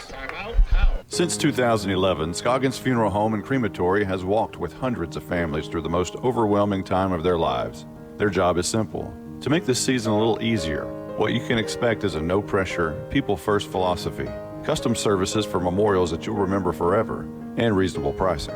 Tommy and Bobby K. Scoggins have built a reputation over the past 30 years in the funeral business for making every family feel at home. Visit ScogginsFuneralHome.com or call 903-482-5225. Well, we have 3 minutes and 10 seconds left to go in the game, and Howe's got to punch it in twice. But the good news is they're knocking on the door right here at the 13-yard line. But it's 2nd down and goal from the 13 after a 3-yard loss there on 1st down. And again, no timeouts. They used their last timeout, so they need to score now, and they're going to need to get a defensive stop in basically about 3 downs, assuming they could score here. Jordan Jones split out wide to the left as the first team offense is into the game. Ing, Helpenstell, Lappin, Meneses, Bearden, and Waldrip up front. Haley all alone in the backfield. Well, he has Daniels a little far from him, and now Harmon is next to him. And now going in motion is Jalen on the jet sweep, and he gets the carry, cuts it up, got the 10, got the 5, spinning and down at the 3-yard line. 3rd down or 4. 3rd down and goal from the 4 coming up. Again, another jet sweep here. We've seen that about 3 or 4 times here, and again, Harmon just every time he touched the ball, he is electric, and the good thing is he got out of bounds on that one. Well, that was Jalen on that one, and here's Haley under center, and he's going to hand off. Harmon looking to get around. He ran right in the back of one of his offensive linemen and can't get around. It's going to be 4th and goal. I think he did get to the line of scrimmage, maybe got a yard to the 3. Good penetration there by the Lion defense here, and now it's decision time. You just go for it, touchdown right now. The question is, you have to. The question is, what play are you going to draw up now? Well, good question. We'll find out a lot about the new offensive coordinator right here. Haley is in the gun, 4th and goal from the 3. It's going to be a jet sweep to Jalen. He trying to jump over a defender, can't do it. They snuffed that one out. Knew it was coming, and now it's defense time in Texas, with Ponder taking over on downs at their own 3-yard line. I'll give credit to Thornton. He got that jet sweep there, and he hurdled and jumped and spun and tried to do everything he could to get to the goal line, but just a couple yards short, and the defense comes through for the Lions. And looks like they, unless they fumble it here on the next 2:23, Bulldogs go away with their first loss of the season. Well, there's some, the game is not over, but there's some good things you can take away from this game. Mm-hmm. A lot of good things offensively. Most everything that we're going to talk about that went good tonight was offensively. Defensively, a lot of things to work on for Howe. They knew that. That's not a surprise to anyone, including the coaching staff. But, hey, it's better to go. It'd be better to lose your non-district games and win your district games and get better as the season goes than go 3-0 in district non-district a year ago or 3-1 and then go 0 for during district play. And that's no one's goal. And I think that Howe's going to be okay as Taylor runs up the middle for a couple of yards there. Yeah, you'd rather all this happen against the Ponders and the S&S's and the Bells of the world instead of the Commerces and the Bonhams and the Rains of the district. One thing we've seen tonight is that the 14-year-old, in fact, does have ice in his veins. Mm-hmm. He's got poise. He's got an arm on him. He's comfortable back there, and he's only going to get better from here. And you can tell there's a surge forward, quarterback sneak up the middle again, and Ponder doing nothing, just trying to chew the time off, and they just picked up a first down, so they're going to be able to do that. So they'll move the sticks, ball at the 13-yard line, and a fresh set of downs as the clock is at 1:28 and rolling, and not much to do now, but kind of recap this thing. And it's just been one of those nights you had opportunities. It's a 2-score game, but there were opportunities all over the place for Howe. And the first half mistakes, the snaps, and those things happen. It's just things you got to clean up.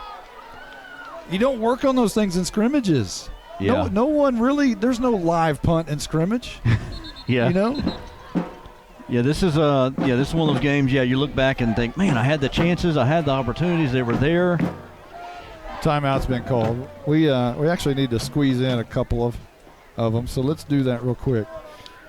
Hello, Bulldog fans. This is Juan Enciso, your local farmer's insurance agent here in Howe. We're here to assist you with your insurance needs, including auto, home, life, business needs, and more. We're vested in the community because we are the only insurance agent in Howe. Our office is at 403 West Hanning Street, or we can be reached by calling 972-382-6121. We're also on the web at farmersagent.com/JEnciso. I have the knowledge and experience to help you better understand your insurance coverage options. Call me, Juan Enciso, at 972-382-6121.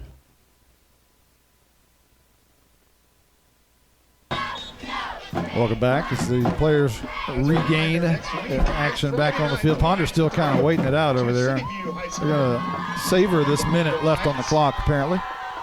35-21. Howe has looked good at times tonight, especially offensively. Good long drives. Mm-hmm. Long drives, which is a key. It's a good sign for your offense to put together drives that are a substance, of 13 plays, 10 plays. Things of that nature. It's pretty impressive. And now Ponder goes in victory formation. We'll have to wait another week for the victory light to be turned on in downtown Howe. We've got S&S next week. Is that what it is? Homecoming next week. Homecoming next week. Bells is week 3. And then Boyd. Yeah. And then we start district play. So clock now winding, 39-38. Play clock at 21. We're going to be here just watching this clock go. So, again, good things happen for Howe. We can kind of recap as they take a knee again right there. We'll recap in a moment as that's the end of the football game as Ponder wins it. And Howe has still never won at this field here in Ponder. Every game Howe has beat Ponder, it's been at home since the series began in 2010, and that remains true tonight. So instead of starting 1-0 like they did a year ago under the new head coach Bill Jailing, they'll start the season at 0-1. But you can look at things and tell that, at least offensively, things look pretty good. They look well on their way offensively to doing some damage in district play, or at least the opportunity is there. That's what I say. I think from here, things will get better. I mean, you'll get more comfortable with the offense, in live action like this. Austin Haley will just get more comfortable. You got to figure out stuff with the running backs. Thornton looked great out there. You got to see what's going on with Brandon Williams. We didn't see him after the first possession. Again, defensively they weren't good in the first half, and they gave up the big play on the second half. That's all. They only gave up that one touchdown in the second half. So Carissa Doty there gives a big wave to Justin White. Me and her old friends. Yeah, there's a long story there that maybe one day we'll tell. That's so funny. Well, I guess we could tell it right now real quickly. The first year you were with us, you were doing sidelines for us, and you had the backpack on, and Some of us in the booth called you the Unabomber. I won't say who that was. I kept the backpack just to have stuff in there for the game, magazine, stats, whatever, and my jacket. And I was patrolling the sidelines, and Clarissa motioned me over. I didn't know anybody from Howe there, and she motioned me over and said, "Who are you? Why are you here?" And I was like, "Who am I, or what am I doing here?" Very mysterious in your Unabomber bag. And she goes, "Well, both. What are you doing here, and who are you?" And I was like, "I'm with Monty." I was like, "I'm with doing the sideline." And so she's like, "Oh, okay." And it was all good. Me and her have a little laugh when we see each other. Well, you hear the school song, and it's just just hearing the school song. It's Friday night. It's the fall. You just this time of year, you just gotta love it. And the Wizard 2, we got to come up with something. Wizard 2, he's probably wrapping everything up there and probably have some stats. We might have some stats to end the game with, but let's recap the game, if you will. I don't know if Caroline is going to stay down there. Where's Caroline? Or can we hear her? Let's see where she's at. Where is she? Is she coming back up here? Where is she? I'm looking for her. Well, while you look for her, you recap. I'll recap this game for you real quick. The game started with Howe winning the coin toss and electing to receive. They went 4 and out and punted. And Ponder took the ball at their own 39-yard line and went 6 plays, 71 yards, scored on a Taylor 1-yard touchdown run, and give it 7-0 with 8:07 left to go in the first quarter. Ponder in the lead. Howe's next possession started at their own 29, ended at the 39 with a punt on the other side of the field. Ponder took it at their own 33, ended up turning it over on downs. So with 2:30 left to go in the first quarter, Howe took it at their own 24-yard line. 2 plays later, fumbled it. Caden Harmon, it fell right out of his lap, right into the hands of Hunter Green, who raced back 25 yards for the touchdown to extend Ponder's lead 14-0 with 1:47 remaining in the first. Howe's next possession was a good one. 10 plays. It started with Jalen Thornton running like a madman early part of that series. He got a breather, but the Bulldogs kept on going.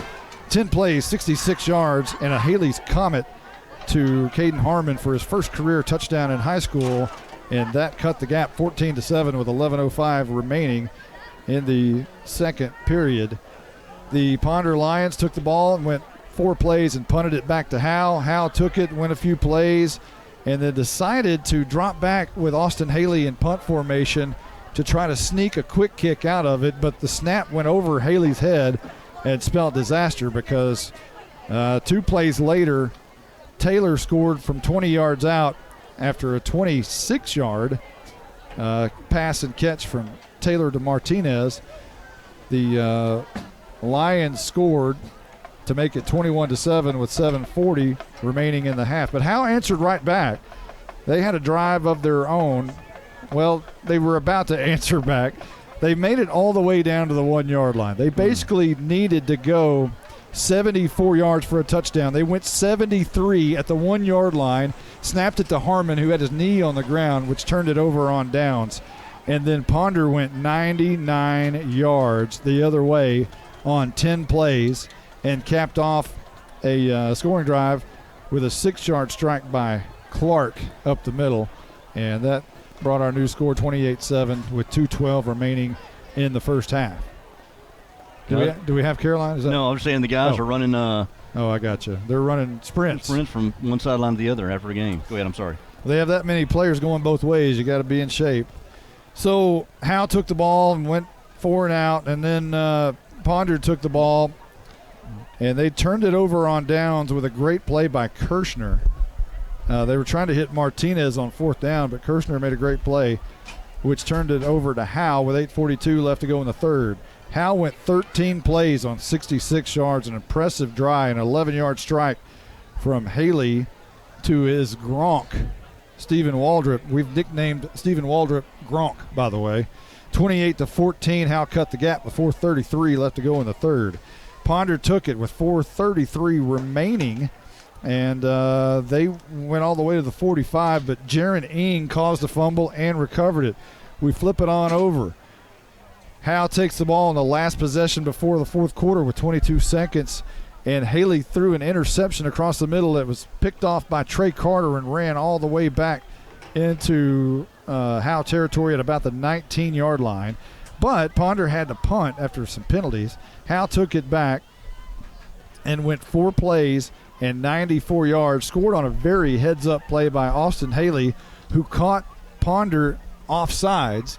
And as soon as they jumped across the line, he threw it deep for Jordan Jones, who went up for it, pulled down the rebound, turned around, and went the rest of the way to the house. 34 yards for the score, 28-21. That brought our score, and Howe all of a sudden was within a strike, 1 point or 1 touchdown game. 7:28 remaining in the game.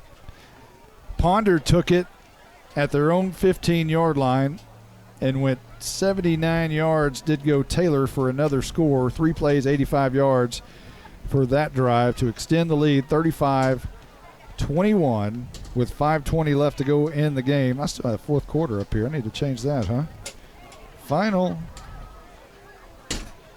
And then Howe took it back, trying to answer right back. Couldn't do it. They actually did go 8 plays, but turned it over on downs, and then Ponder got it back, killed the clock, and here we are. So do we have any stats to finish out this sucker? The big one here is on Jalen Thornton, 15 carries, 172 yards. That's a big night from Jalen Thornton. That's about 11 yards a carry. Yeah. Do you want to do these? No, you know your stuff better than I do. I'm going to hand my headset over to the Wizard too. All right. All right, as decipher these for us. As Howe took the loss 35-21 tonight, the main bright side was Jalen Thornton on the ground with 15 carries, 172 yards. And he showed some speed and power running the ball tonight. Caden Harmon had 15 carries and 49 yards on the ground. Carson Daniels had 3 carries and 4 yards. Brandon Williams, 1 carry for 5 yards. And the freshman quarterback's first start of his young career, 12 of 19 passing, 146 yards, 3 touchdowns, and the 1 interception. As his main targets were Caden Harmon, 3 catches, Stephen Waldrop, 4 catches. Now as we go to Ponder stats, as they were running and gunning. Chase Taylor, 17 carries, 190 yards, and 3 touchdowns. The quarterback had showed some explosive runs tonight. Terrence Clark, his tailback, 22 carries, 143 yards, and a touchdown. Chase Taylor was also 5 of 8 passing for 88 yards tonight. Howe's leading tackler tonight, Leighton Elvington, with 13 stops.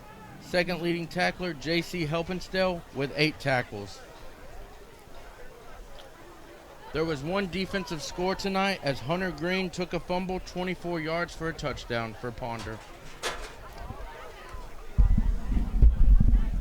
And there we go. I am blown away. I'm literally blown away. I seriously am blown away by all those stats. I don't know what to say. That's awesome job. One thing I was going to say is 333 yards between Taylor and Clark. I'm more impressed by the Wizard up here being able to track all of that. Yeah, especially how fast they go. That's amazing. Ponder was moving there for a little while. All right, well, hey, we're going to call this one a night. There's been some things you can build upon. Mm-hmm. Defensively, there's a lot to build upon. Yes. But offensively, things look good last year after the first game when they went to the slot T, wing T, did exactly what they wanted to do, scored 3 times, and rushed the ball for an awful lot of amount of yards last year against Ponder. Different philosophy tonight. Still scored 21 points, but it's the defense who's going to have to shore it up a little bit for the Howe Bulldogs in 2019. Yeah, defense has got a lot of questions to answer. Like I said, good thing is it's non-district, so you've got some time to work out those quirks before district starts, but hopefully you can do that rather sooner than later. Hey, for everyone who's been a part of this one, and I'm so sorry that I really feel bad that we didn't get to talk to Caroline as much tonight down on the sidelines. So we had some malfunctioning issues with our mics that we'll get fixed. So did you talk about the nachos? Yay? Good? Yay? No? A? Oh, yeah, okay. She'll have to give us a review each week on the nachos so here at far, the stadium. Ponder, nachos, and an A. All right. Because of the jalapenos. Yeah, okay. All right. Well, we got that out of the way. We're going to have a nachos report every week from Sweet Caroline. What's our next away game?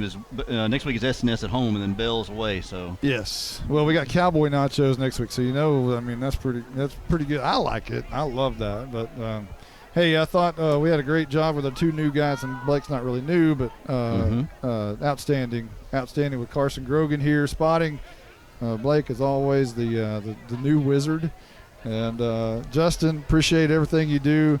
Great new season, Caroline. Awesome. Appreciate y'all. It's going to be fun this season. We got a good team here. We do. And for everyone who has been a part of this one, thank you to all of our sponsors. I'm Monty Walker, and we will see you at home for homecoming next week. You've been listening to Howe Bulldogs football on HoweEnterprise.com. Howe Bulldogs football is brought to you by Sonic of Howe, Scoggins Funeral Home, Attorney Micah Belden, Bucks North Barbecue, TechWave, and Meacham State Farm. Knight Furniture, Independent Bank, Star Auto Body, Torque Plumbing, Family Attorney Kimberly Killebrew, Juan Enciso Farmers Insurance, GCEC, The Old Man at the Coffee Shop, FBC Howe, the Howe Athletic Booster Club, Baker AC and Heating, Pitt Exteriors. This has been a product of Grayson Publishing.